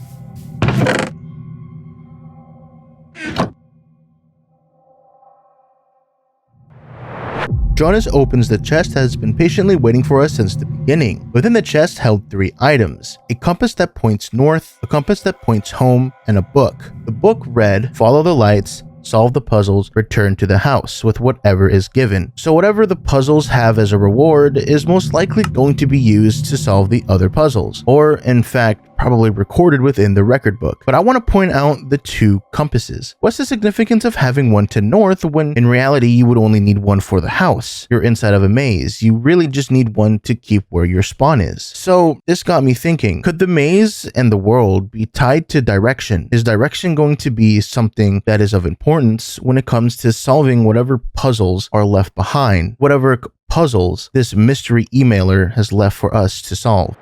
Seems pretty straightforward. Jonas was ready to tackle whatever puzzle that he came across first. The glowy vines?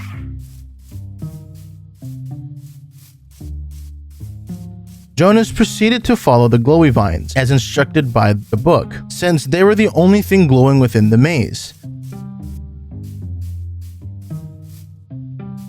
This would lead him to our first puzzle, a parkour puzzle.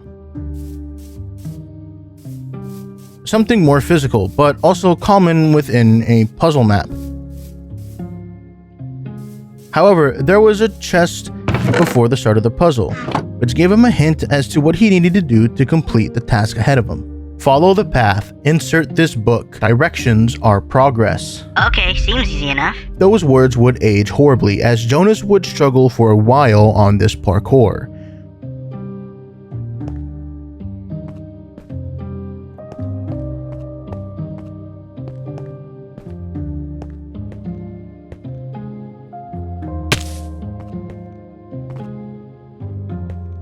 Eventually, he would make his way up to the top of one of the maze walls, where a plaque would be there with a book on it, which would unlock a piston door on the other side of the wall he was on. Hearing it, he would backtrack through the puzzle and find that a hidden door opened.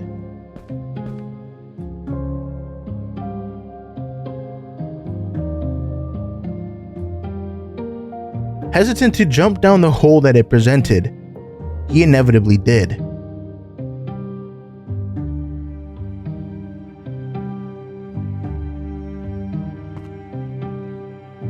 Falling into a pool of water, he found himself in some kind of chamber room, and in front of him stood a sheep in some kind of contraption. There was something weird though, a chest and 2 other plaques. Above them were signs that said yes or no, and within the chest held a book and a paper that said vote. Within the book, it read, "This has already occurred. Kill yes or no.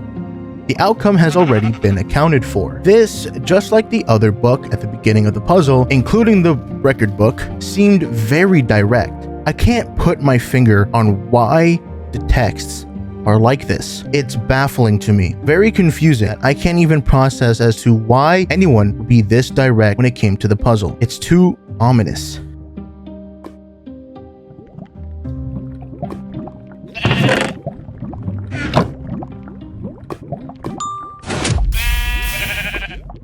And just like that, with no hesitation, Jonas selected yes. Though a little less guilty on the conscious side, he killed a sheep, still deciding to take a life. Now comes the fact that, how did he get out of the room? We don't know because this is where the video ends. We don't get that answer. I decided to backtrack to the files and go to the second video, and that's when the audio file caught my eye. I completely overlooked it, so I decided to take a look at what it was.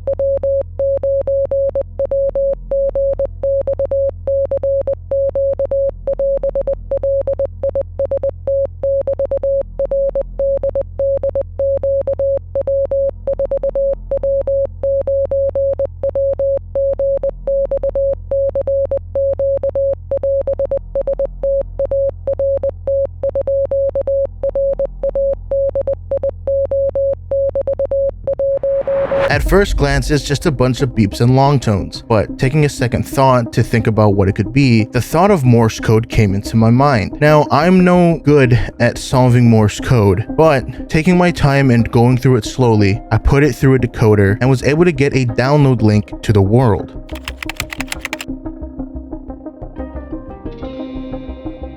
Alright. Oh gosh, it's dark. We're gonna backtrack from Jonah's point of view. So, seeing from his first video, it said that there are puzzles around here. And I have a soul that is most concerning. Okay.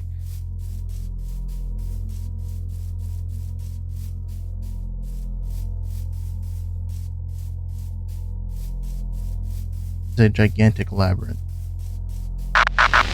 Remembering what Jonas's book told him about the maze, I kind of just wandered off a little bit. But remember, we're here to see and backtrack through Jonas's footsteps within this jumping puzzle and kind of get to the bottom of what happened to him within the room. Now, there are 2 things that I kind of want to point out: the soul lantern and the time of day. Why is this soul lantern in my inventory? It wasn't in Jonas's inventory. And why is it set to night? Did the dev just magically decide to change it and give it to me at a different time of day? Or is there a significant reason that my world is at night and Jonas wasn't? In all, I went through the same process as Jonas did, looking into the record book and looking into the book and compasses inside the chest. I noticed a few key differences. First off, the book in my inventory refers to me as player. So why was Jonas's book referring to him by his username. How did the dev have such a bad grammatical error? And lastly, the book in the chest is definitely suspicious. It's harsh and it knows a little too much. How did it know that I watched Jonas's video? And how does it know that I'm going to be using it as a reference for the maze? That's something that it should not know. That's something that the dev shouldn't know. So what is going on here? Is our mystery emailer secretly stalking me through my computer, or is this just a coincidence? However, before we continue, there is one thing that we need to backtrack to: Jonas's second recording.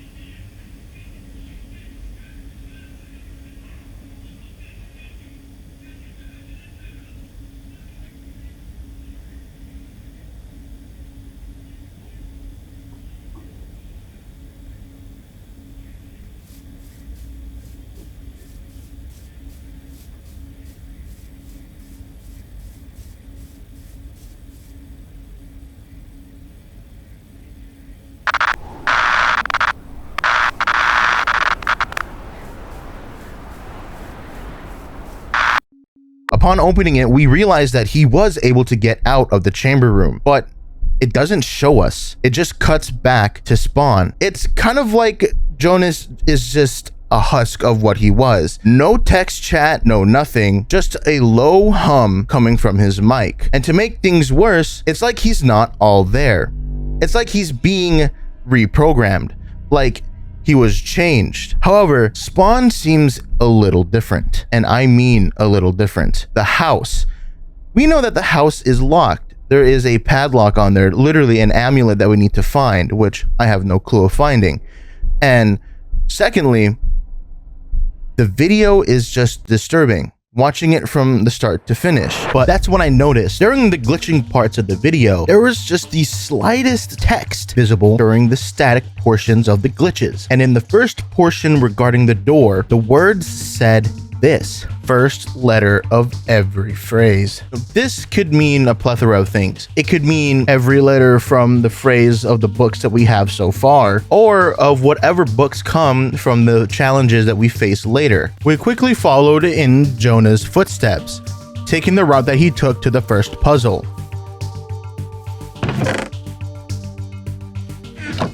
Follow the path, insert this book, directions are progress. I feel I want to keep notes in this book that we got from our chest. I just mentioned stuff about directions. Directions are progress. That's kind of out of character here, or out of line. What do you mean by directions are progress? Right? I'm just making assumptions here in general when it comes to the compasses. The fact that they are the first thing that me and Jonas get, and the fact that we are literally in the center of a maze, it's kind of the first thing that I want to assume, or like put assumptions towards, is the fact that directions is going to be the biggest thing when it comes to whatever we're doing here. However, unlike Jonas, the first thing that we're going to do before we continue with this puzzle is take a look at our record book. Remember, our record book told us that this will update when a new path arises, or technically, it will update as we get to each puzzle. Jonas never looked at the book when he got to the puzzle. Maybe there's something hidden behind the reason why there was a room in the first place? Maybe why there was a hidden door? Or not, because the book says, take what's needed to find what's hidden, essentially. Congratulations, Dev. You've done the most. Like Jonas, we did the jumping puzzle all the way to the plaque. Opened the secret door and dropped down the hole. However, the only difference was the entity on the stand.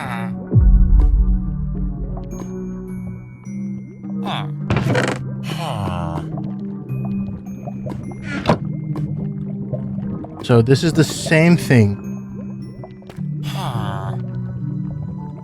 This outcome, this has already occurred. Kill, yes or no. This outcome has already been accounted for.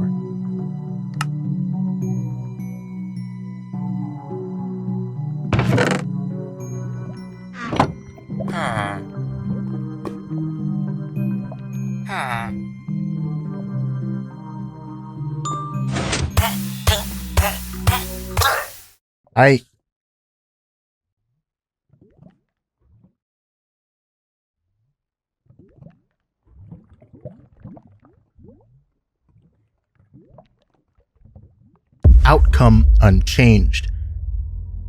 Suddenly, I felt this overwhelming presence, as if I wasn't necessarily alone on the world. As messed up as it is, it was a villager. However, now comes the hard part, figuring out how he got out of the room. The first things that I noticed was that there were holes in the walls, particularly one hole that held a plaque with a soul lantern on it. Convenient, isn't it? As if it was meant to be there for a specific person. Putting the lantern into the plaque, a piston door closed one of the lava falls on one of the sides of the room. This opened up a hidden room that held 4 more plaques with items in it and 2 chests. The first 3 plaques that we see coming into this room had a chest next to it with a book equivalent inside, reading observation incomplete, data missing.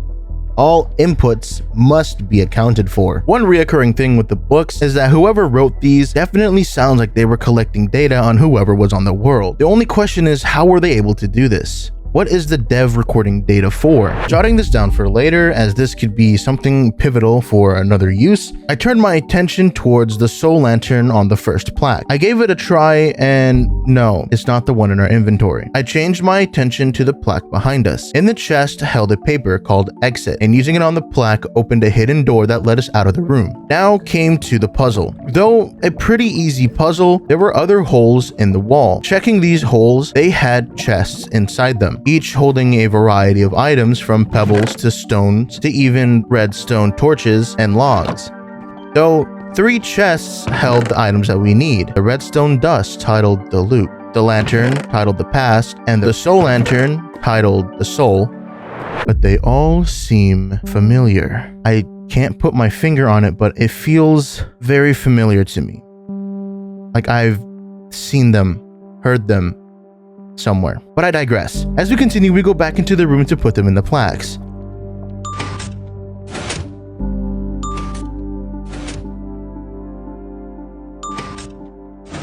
And this opens another hidden door. A hallway that leads into a very familiar tunnel.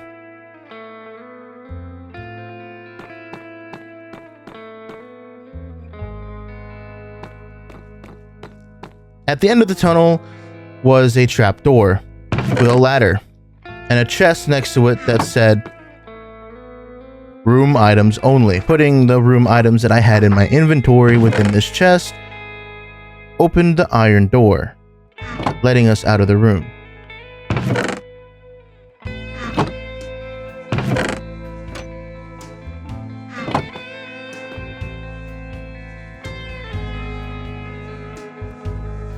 Could that have explained why Jonas didn't have anything in his inventory? Because there would still be stuff in his inventory if he figured this out, getting to this point that we have gotten to. It doesn't explain why all the other items like the compasses and the books we got previous to the chamber room disappeared. Upon leaving, I noticed the vines. Following them, it led me back to the jumping puzzle and of course back to spawn. But on our way back, I noticed that it also diverged off the path originally, which I hadn't noticed before. So I decided to follow it, and it led me all the way north. The overwhelming presence I felt before made itself known once again.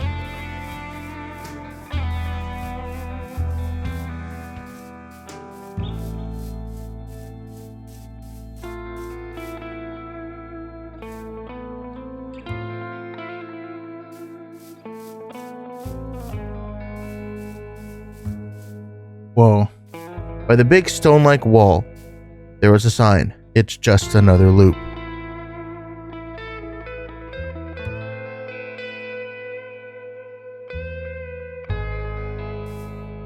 First the redstone in the chamber. Now a sign talking about another loop.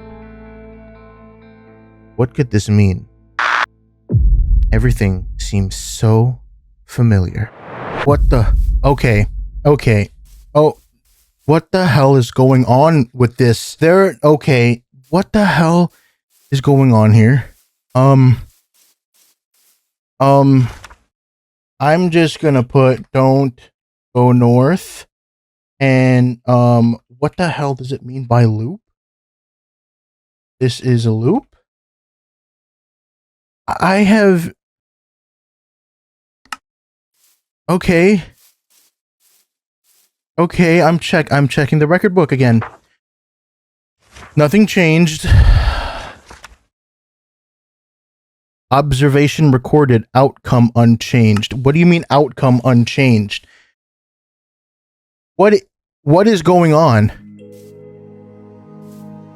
We appear back at spawn, but spawn seems a little bit different. I don't remember getting here, and I don't know how the world changed to how Jonas's world was. It's no longer nighttime, it's daytime. Now I'm confused.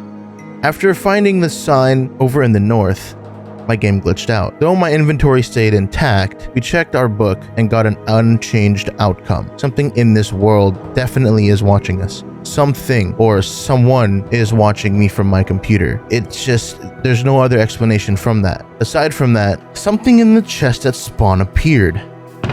A barrier block. The same barrier block needed to open the door that Jonas showed us in the second video. Could this be the continuation of the puzzles, and what rabbit hole are we diving down this time?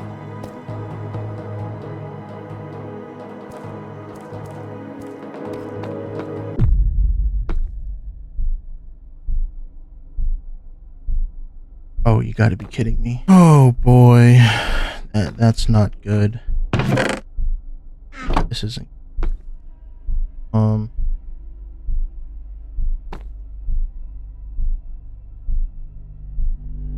I don't know how to solve this.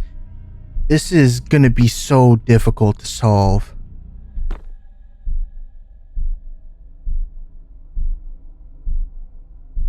What side am I starting on? And there it is. Probably one of the hardest puzzles that I'm probably going to solve for a while. An item frame lock combination. Not only is it a 12 item lock combination, with 6 on each side of the room, but there are so many ways to do this combination. Luckily enough for us, the number combo for us. However, it is up to me to decipher how to put this in. I don't know if the numbers are referring to redstone signal or item frame placement. Dude, we're gonna start from left to right. I'm just gonna go off of that. I mean, that's what I was taught how to read. Reading it left to right. I'm gonna go top to bottom, left to right. Okay, let's do this. 1, 2, 3, 5. 1, 2, 3. Okay, stays there. 1, 2, 3, 4. 1, 2, 1, 2. 7, 7, 7, 6, 6, 6.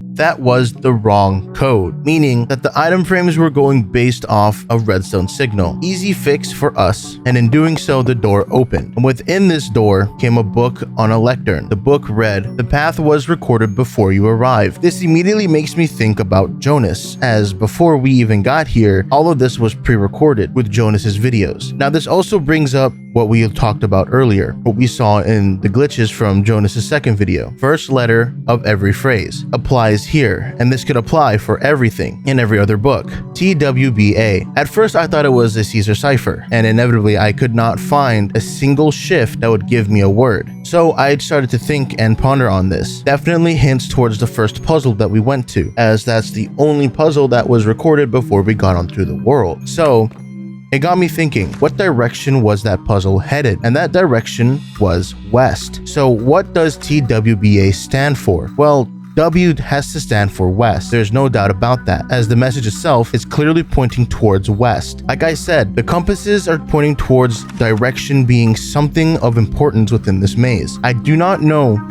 what B and A stand for. It could be before arrival. It could be backtrack something. For now, the first two on TWBA, I am 100% sure stands for true west. I also took the liberty of going back and looking at the other stuff in the books. A couple things I found were this. Our record book, when we first came across the first puzzle, if we take the first letters of those phrases, WCTA, we get OULS. When rearranged, we get soul. If we take the last letter from the paragraph above, we get souls. AWCTA shifted 18 times gives us souls. So there are Caesar ciphers hidden within the messages given to us. I went back and decided to go through every single book, including the record book updates. These were the only ones I got. AWCTA and the first puzzle book, FIDP. When shifted 25 times gets us echo. Now this had me questioning souls and echo. Could it be talking about me, or could it be talking about something else? Maybe with Jonas, and maybe even the past. Echoed souls echo. Could it be talking about memory? Maybe I've done this before. Maybe I've been here before, and my soul from the past is just echoing its memories forward. But something struck me odd as we went to leave. I remembered not seeing any plaque or way of getting out through the iron door. But then at the top of the staircase we came in from, a plaque randomly appeared. Is this world updating as we play it? And why did it take me so long to even come up with this kind of conclusion? It's kind of obvious to say so myself, as the book literally states that the book will update as we progress. Basically, I should have had the assumption that the world would update alongside it. However, I never really thought of that, and to be honest, I don't know what to think. So, what is hiding in the West? What secrets are we going to be finding? And where am I in the middle of all of this?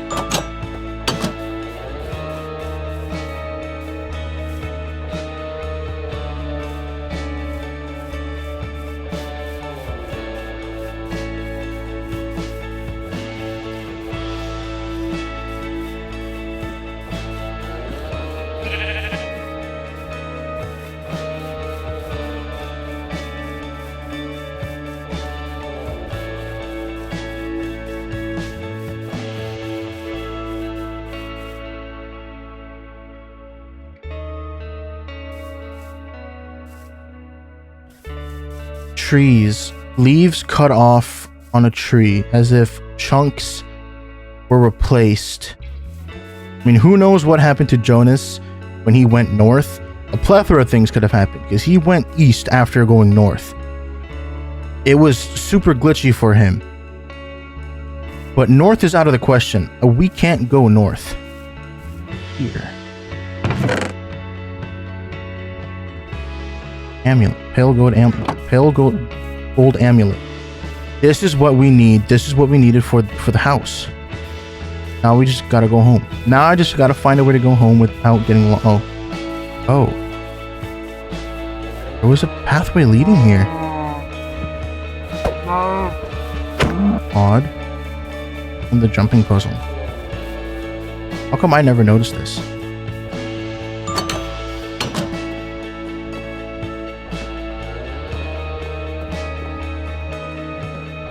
My question is, how did he get this, and how did he know about it? Jonas didn't unlock he didn't unlock it. What is? We have something else to look for. Okay. Another book. Just something about this feels off. Soul lanterns, really? The glow. There was even a soul lantern down in the escape room that we came from. The very weird, I don't even know how to describe it. It's just so weird. Now we got another book and quill from the chest. So this is definitely going to lead us somewhere. But I want to know what the record book has to say about this. Because this is definitely something that would be recorded, right? Because Jonas was able to open this without even going into the barrier puzzle room. We'll say that. We'll call the other one the jumping puzzle room. But if he was able to open this without even going into that puzzle room, then he must have just explored this for days, right? My assumption with Jonas was that he did not go into the barrier puzzle room. We know that his inventory was wiped, though there could be a big plot point missing between what happened with him inside the chamber room after the jumping puzzle and what happened with him when he returned back to spawn. When we went north, we got our daytime changed from night to day. It could have been the same situation with him. There are a lot of things that are weird with his second video, but basically thinking about it, it probably was in a loop. He started in the day, ended in the night. I started in the night. Now I'm in the day. So there's probably some correlation there. However, the main issue is what happens when you don't follow the rules, which in this case, the rules would be to do the puzzles according to order from first to last. If he just went around exploring after the first puzzle, that would explain why he was acting the way he was in the second video. Like he just changed out of nowhere, like a personality switch. There's a lot of questions I want to ask here. And I feel a lot of it has to do with the outer rim. I don't know how this correlates, but something between the two is fishy. Observations as if something is meant to be kept here, as if there's an outcome that they're expecting to change, or maybe an outcome they're expecting to keep. You arrived at the moment where entry had already occurred. The record updates to reflect your awareness. The gate was never sealed. Proceed. Observation continues. I still don't understand the consensus of this record book. So clearly I'm being recorded. Or not recorded, but observed. And I don't know what the hell is observing me. But I'll tell you this for sure. I need to get that to open whatever the hell is in that. Another puzzle, another layer to this. And I'm not liking where this is going. Every arrival seems to begin.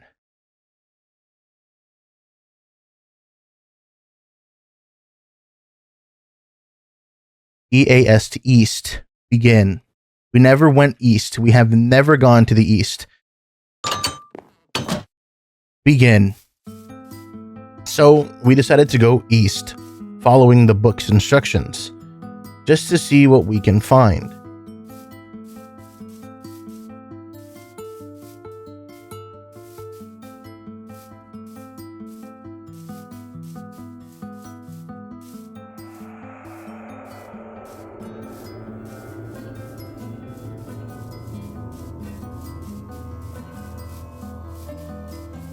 Though I noticed that there was no real pathway going east, we ended up finding another puzzle, which asked for the soul lantern again. Opening it gave us a hidden book, and within the book,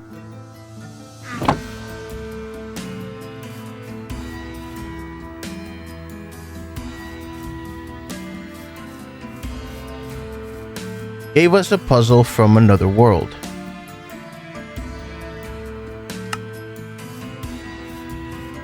Why does that sound oddly familiar? The hands that turn the loop. I remember.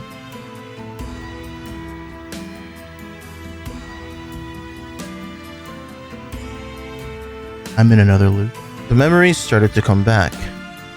This cipher was used like a numpad, and it was deciphered to be look in lava. The only other lava source that we saw was farther down the aisle. We see that the lava looks like it was tampered with, like someone took a chunk of it out. Going to the chunk that was taken out, we find that there was a chest hidden inside, and inside held a book telling us to go south.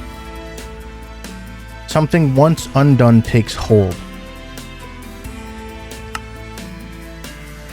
Going south, baby. Which we did. I remember everything that happened. It was in our face the whole entire time. I started to remember everything from the previous world. The puzzles, the alphabet system, the signs, functions, the rules. We got 5 rules the last time, but we were missing one pivotal rule, one that leads us towards completion.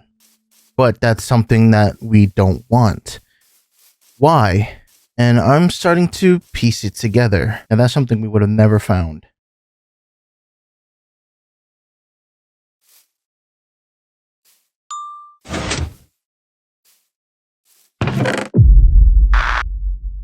The core.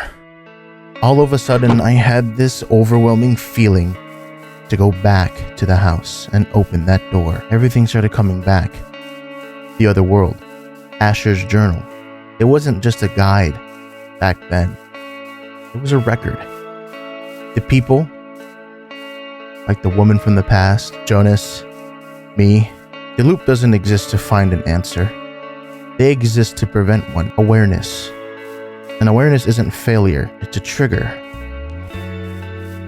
Something that I should have known as an admin, but instead, I fed into my own greed and I opened that iron sealed door. These worlds aren't meant to be solved, aren't meant for fun. Jonas, Asher, me,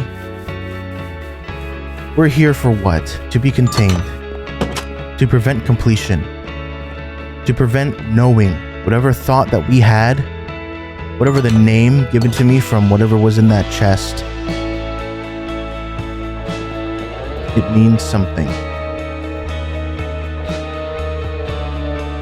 And every time you start a new loop, it ends at the same point. Outcomes unchanged.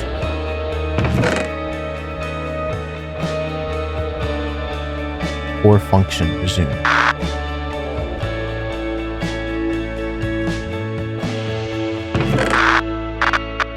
Dimensional Exposure Dossier. This document is registered to USDRA personnel with level 5 clearance. Exposure to referenced environments may result in delayed cognitive contamination, identity fragmentation, memory bleed-through, and irreversible neurological damage. This is what I found due to a video sent to me at the beginning of this week from an unknown user who was very demanding about me investigating the disappearance of his friend on a random server, going to extreme lengths to get me to comply, sending me into the depths of government-controlled neurological research and a horrifying history behind the players who have made it into these forgotten places. It all started with his friend's disappearance on a random server with no souls or persons online. This IP was one of the first things sent to me by this unknown user, alongside the video. The video left behind only gave us one clue, and that is that his friend vanished mid-playthrough, giving me very little to work with on finding out where this person's friend went. The room his friend started in was small, connected to a small corridor that led him to a bigger room called the Annex.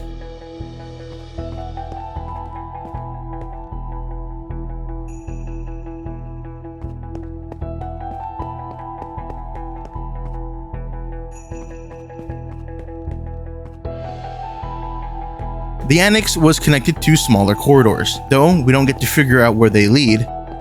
Something startles this player, causing them to fall into the pit of the Annex.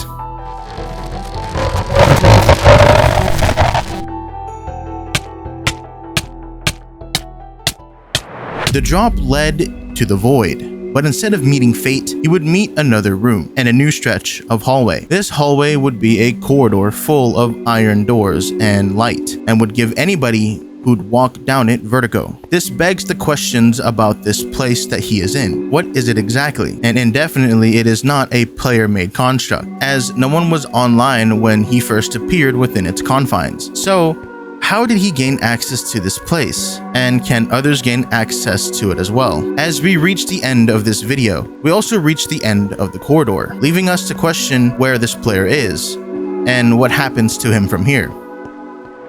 Our first steps to finding this player was to join the server. However, upon spawning in, I would immediately notice multiple other structures abandoned by their builders. With this, I would check out a few of the houses, until I stumbled across one house in particular that had left behind something rather confusing.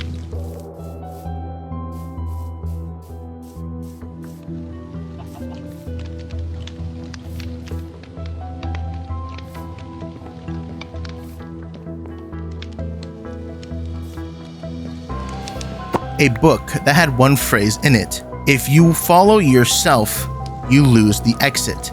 I don't know what this was hinting towards, let alone theorizing what it could be for, but as I took my time theorizing about the book and how to gain access to the mystery facility, night would fall, and all my efforts would be in vain. And seemingly out of nowhere, white concrete against the brown textures of the mountain that held nothing there previously.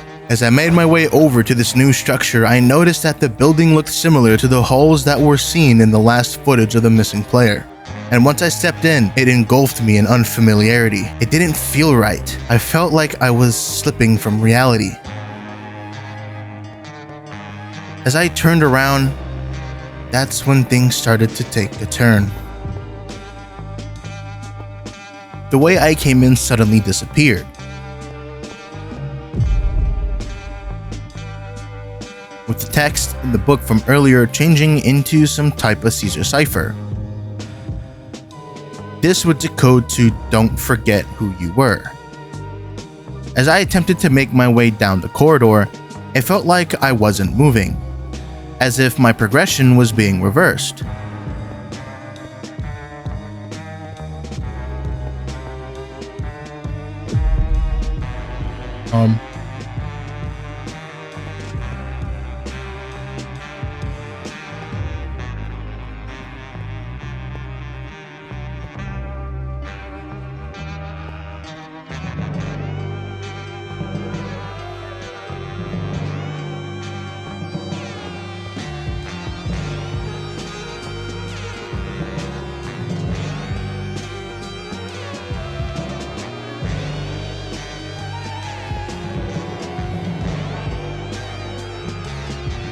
Eventually, I'd make it down the hall and into another corridor.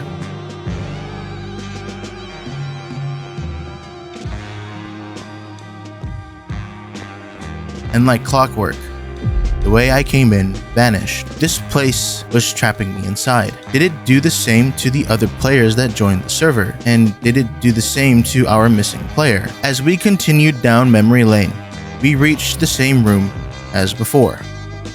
The annex. This time it was different, changed, but ever so slightly. Instead of a fleeting void in the pit, there was a floor.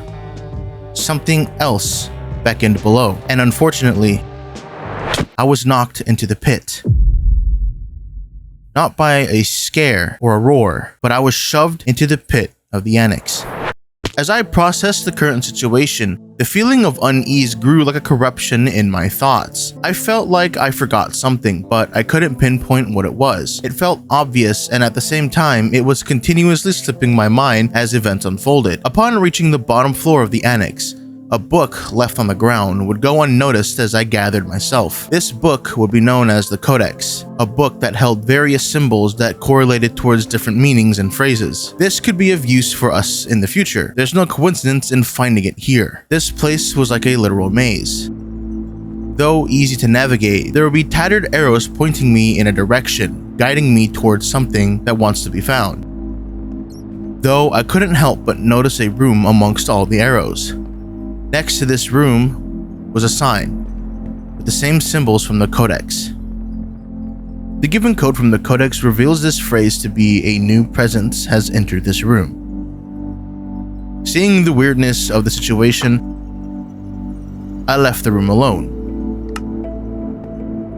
continuing to follow the arrows that desperately pointed me in the direction it wanted me to follow. This would lead me to a bigger area.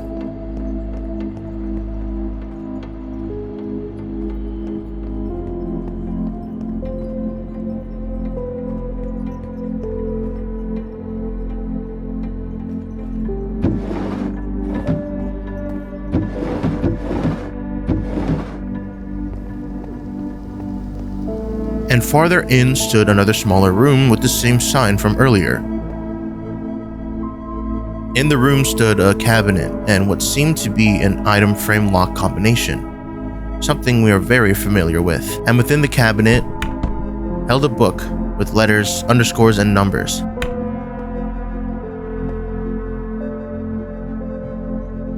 Of course, dealing with item frame lock combinations in the past, we know that the numbers correlate to what the item frame needs to be in position for in order for us to access whatever's in this room. However, I feel like that there is an entirely different meaning behind what is given to us from this book. I don't have the means to translate what it means, or to even see if it's some type of translation into any kind of word, phrase, or cipher, but something about this book strikes me odd. Continuing on, I would go on to do the puzzle, and in doing so would open a piston door on the other end of the room.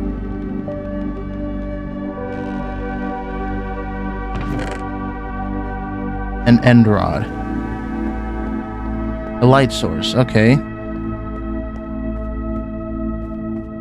Yeah, but then what? I don't...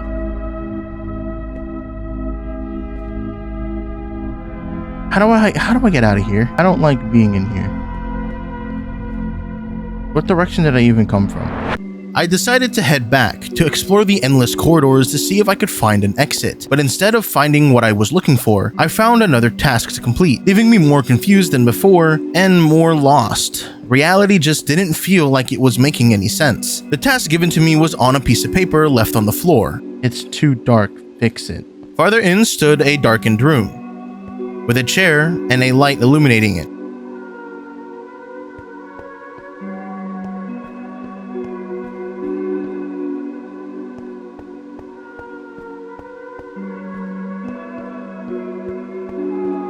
As I investigated the chair, I decided to have a seat.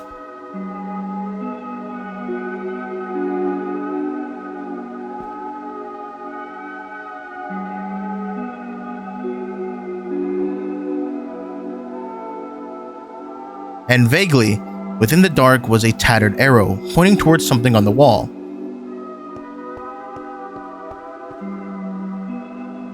A button.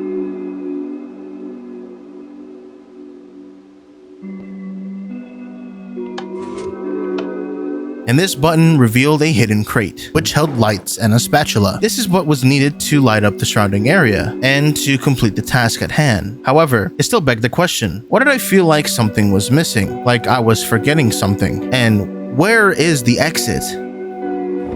Questions aside, I would go on to finish the task, and then continuing to explore the rest of the corridors, attempting to find an exit. But I would find something else instead, something that felt very familiar.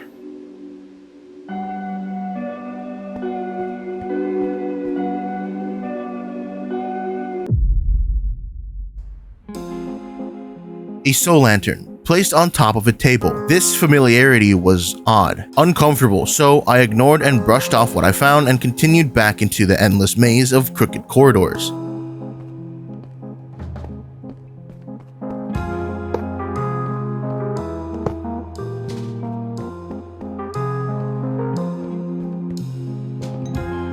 Problem fixed?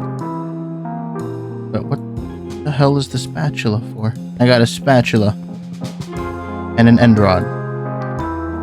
A spatula and an end rod. I'd soon come across another signed room, and this room would read, a room of darkness.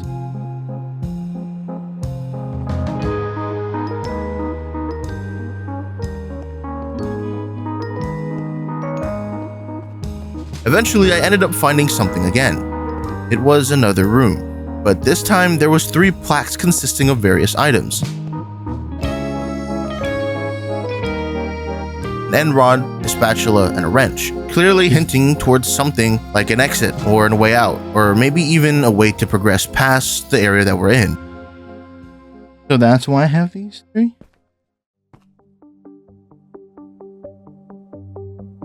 End rod, spatula, and I need a wrench.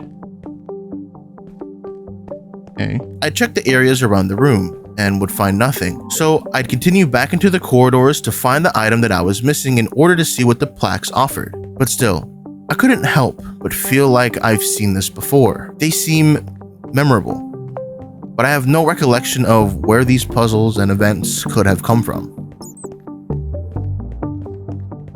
But I would come across something weird. Another cabinet lit up at the end of another darkened area.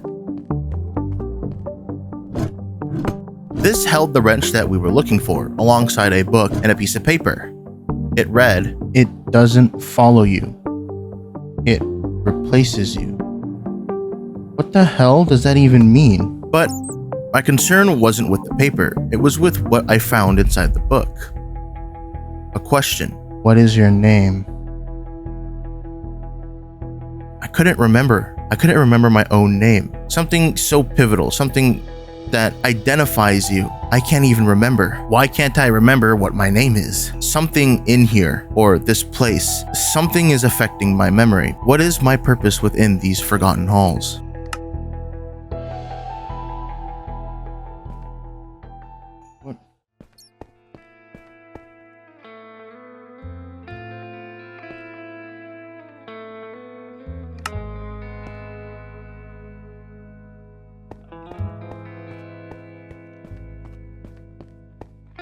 After acquiring the missing item, there was nothing left for me to do but move forward with the plaques.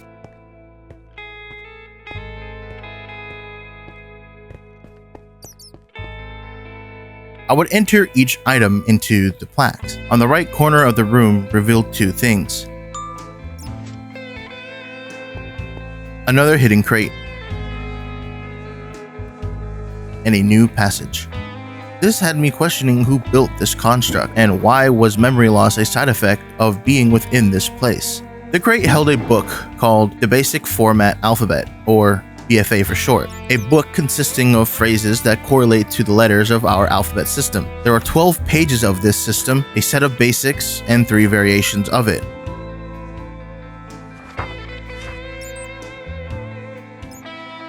But our attention would shift to the newly opened corridor, and in this corridor was static. I didn't understand. Was this the way out? The exit? As I stepped into its confines, I'd find myself in some kind of empty field, with no recollection of how I got there. The longer I stayed within this place, the faster my memories degraded. However, when I was in this field, everything felt calm. I didn't feel like I was slipping, like my mind was in turmoil, but something was off with this place. This place held no familiarity, at least to me. In front of me lay a field of dry grass, with a simple path leading in 2 directions. I couldn't remember why I decided to head towards the direction of the sun, but it led me to what I can only describe as some kind of shopping district surrounded by apartments. What is that?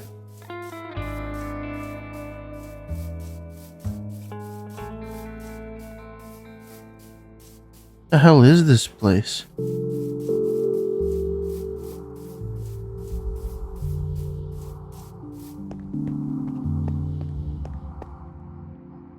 I'd noticed how out of the blue this area was, and upon making my way onto the property, I'd noticed a book on the floor of a hallway of the closest building to me. I find it a little odd, as it's kind of similar to the last area we were in.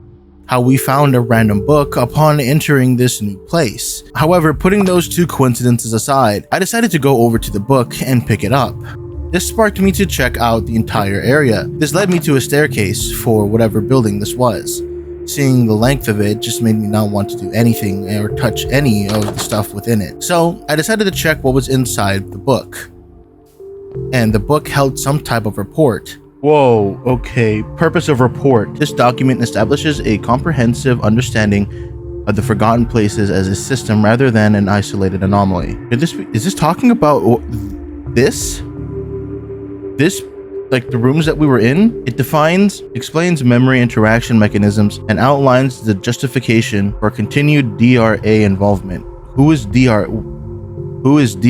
This report also integrates subject data, personal exploration, and recovered artifact analysis into a unified operational model. There's just a whole report from someone called DRA, or someplace called the DRA. Cognitive reactive behavior. The environment interfaces directly with the brain's memory processing regions. Subjects report recognizing locations they have never visited, recalled events that did not occur, and losing the ability to distinguish past from present moment. This suggests that memory is not only affected by the environment but actively used to generate it. I don't know exactly who or what the DRA is, but this report shines a light onto a bigger picture. Could it be the reason why this shopping area is in this plane? And for sure, this points in the direction as to why my memory is junk within this place. If I could find more about the DRA and their reports, maybe there is something in there that could help with remembering what was lost and preventing more memory loss. Maybe even a way to get out of these forgotten places. But that also brings me to question how they are getting in and out of this place. If they're able to submit reports, there must be a way of accessing them outside of the forgotten places. This is This is insane. This is absolutely insane.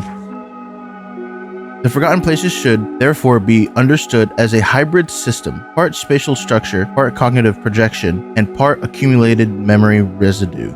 Memory consumption process. The primary mechanism of the Forgotten Places is forced activation of memory recall. This process appears to overload neural pathways responsible for identity continuity. Regions vary in intensity. Maintenance halls and apartment sectors rapidly degrade memory and self-reference, while open environments such as the Badlands preserve memory but induce psychological stress through symbolic elements such as grave markers. The system does not erase memory uniformly.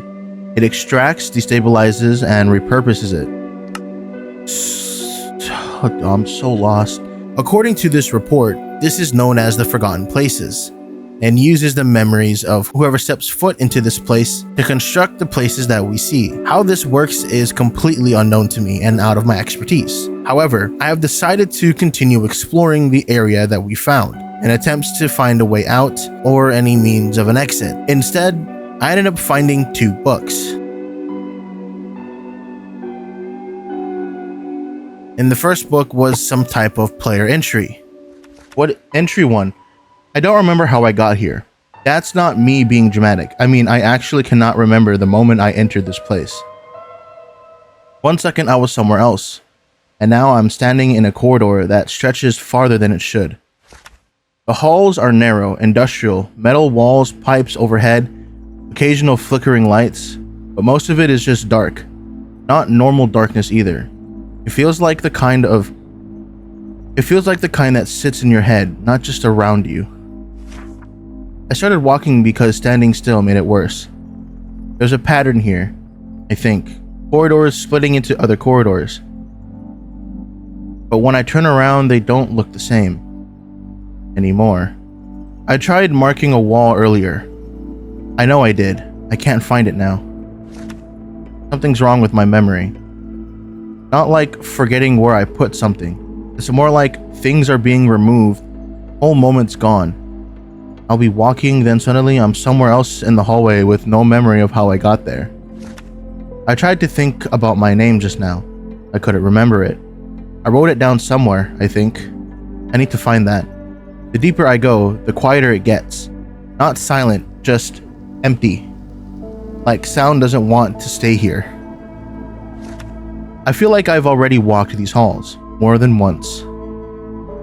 This is clearly referencing the maintenance halls mentioned from the USDRA report. However, how this player was able to gain access to the maintenance halls is concerning. I theorize that it can be from anywhere. It can be found in any way.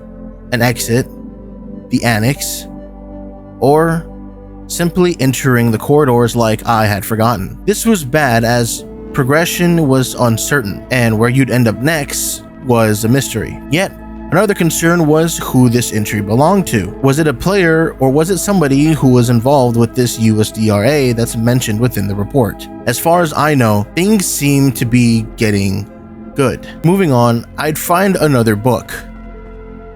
But this book was different. It had binary within it, and taking my time to put this through a decoder, this would lead me to a USDRA archive.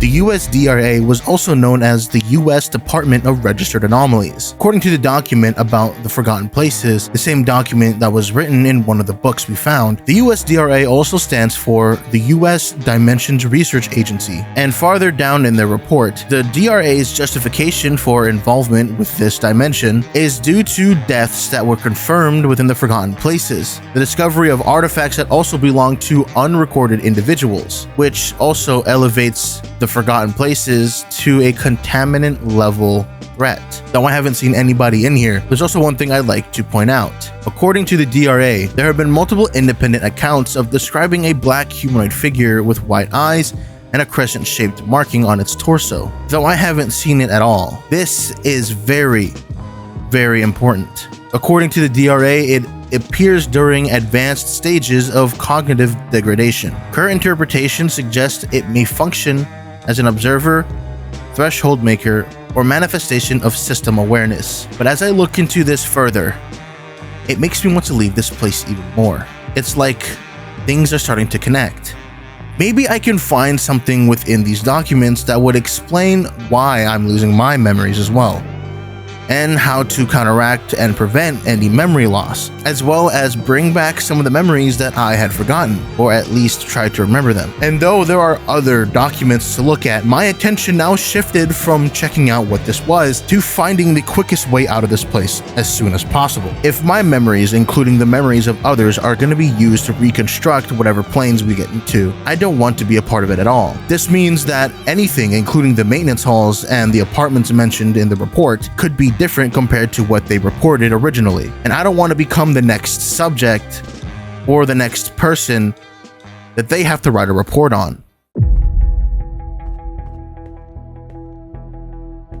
These two buildings are the only buildings that don't have entrances to it. Or at least they're on the other side. With my time here, I'd noticed a couple of things. The apartment buildings that surrounded the shopping area had two buildings facing completely opposite directions compared to the rest of the buildings. I made the assumption that these two buildings had something hidden inside them that would lead to some sort of exit. So I decided to go and check myself to see if I could find anything that would lead me to an exit.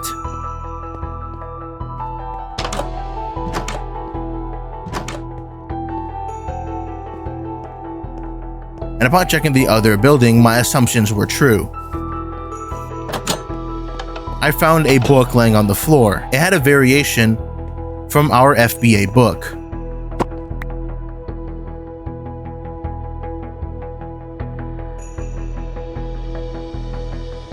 As I went back and forth between the books, I eventually decoded what was given to us, and this is what it said. It said, "Remember who you were." I would keep looking through each floor of the building and each room until I reached the top floor. That's when I noticed a door I had never had interaction with open, and in it, every other door of that room was open as well. I didn't open this because this is the first time we've been up here. The top floor. I would explore the room and check the furnace, and would find a book within the furnace. This book held another cipher with the same variation from the book from earlier. Taking it upon myself to decode it again, I would find a hidden riddle that would lead me to an exit. Where the building faces, an exit resides. Is it talking about this building? These are the only two buildings that are facing opposite directions. Where the building faces an exit resides. The book gave me a hint towards a direction where an exit could possibly be. Though I wanted to double check and check the rest of the complex, I eventually would make my way in the direction that the two buildings were facing. Eventually, it would turn to night. But I would be able to make out the slightest glow in the distant field. I felt a sigh of relief. This could lead me out of the forgotten places. This could take me back home. But with the uncertainties at hand, it is never a guarantee.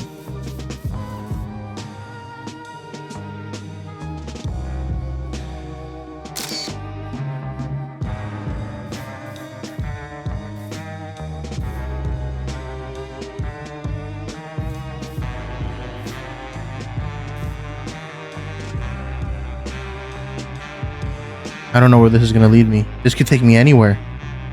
As I approached the door, a name came to my thoughts. I don't know if it was my name entirely, but I'd like to assume that it was. At this time, everything felt too calm.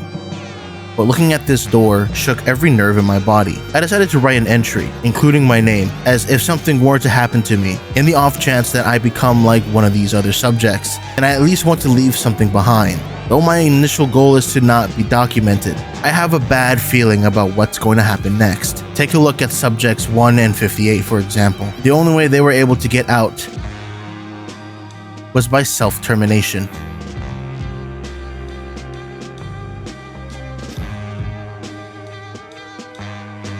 The Infinite Fields holds many interesting things, but its subtleness and clearing of the fog in my head is what scares me.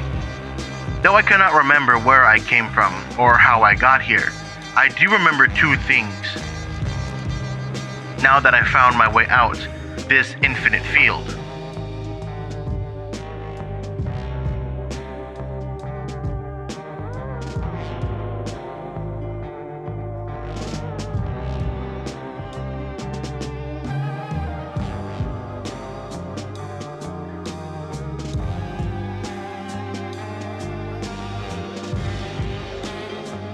My name is Squanky, and my task was to find someone's friend who also ventured into this place.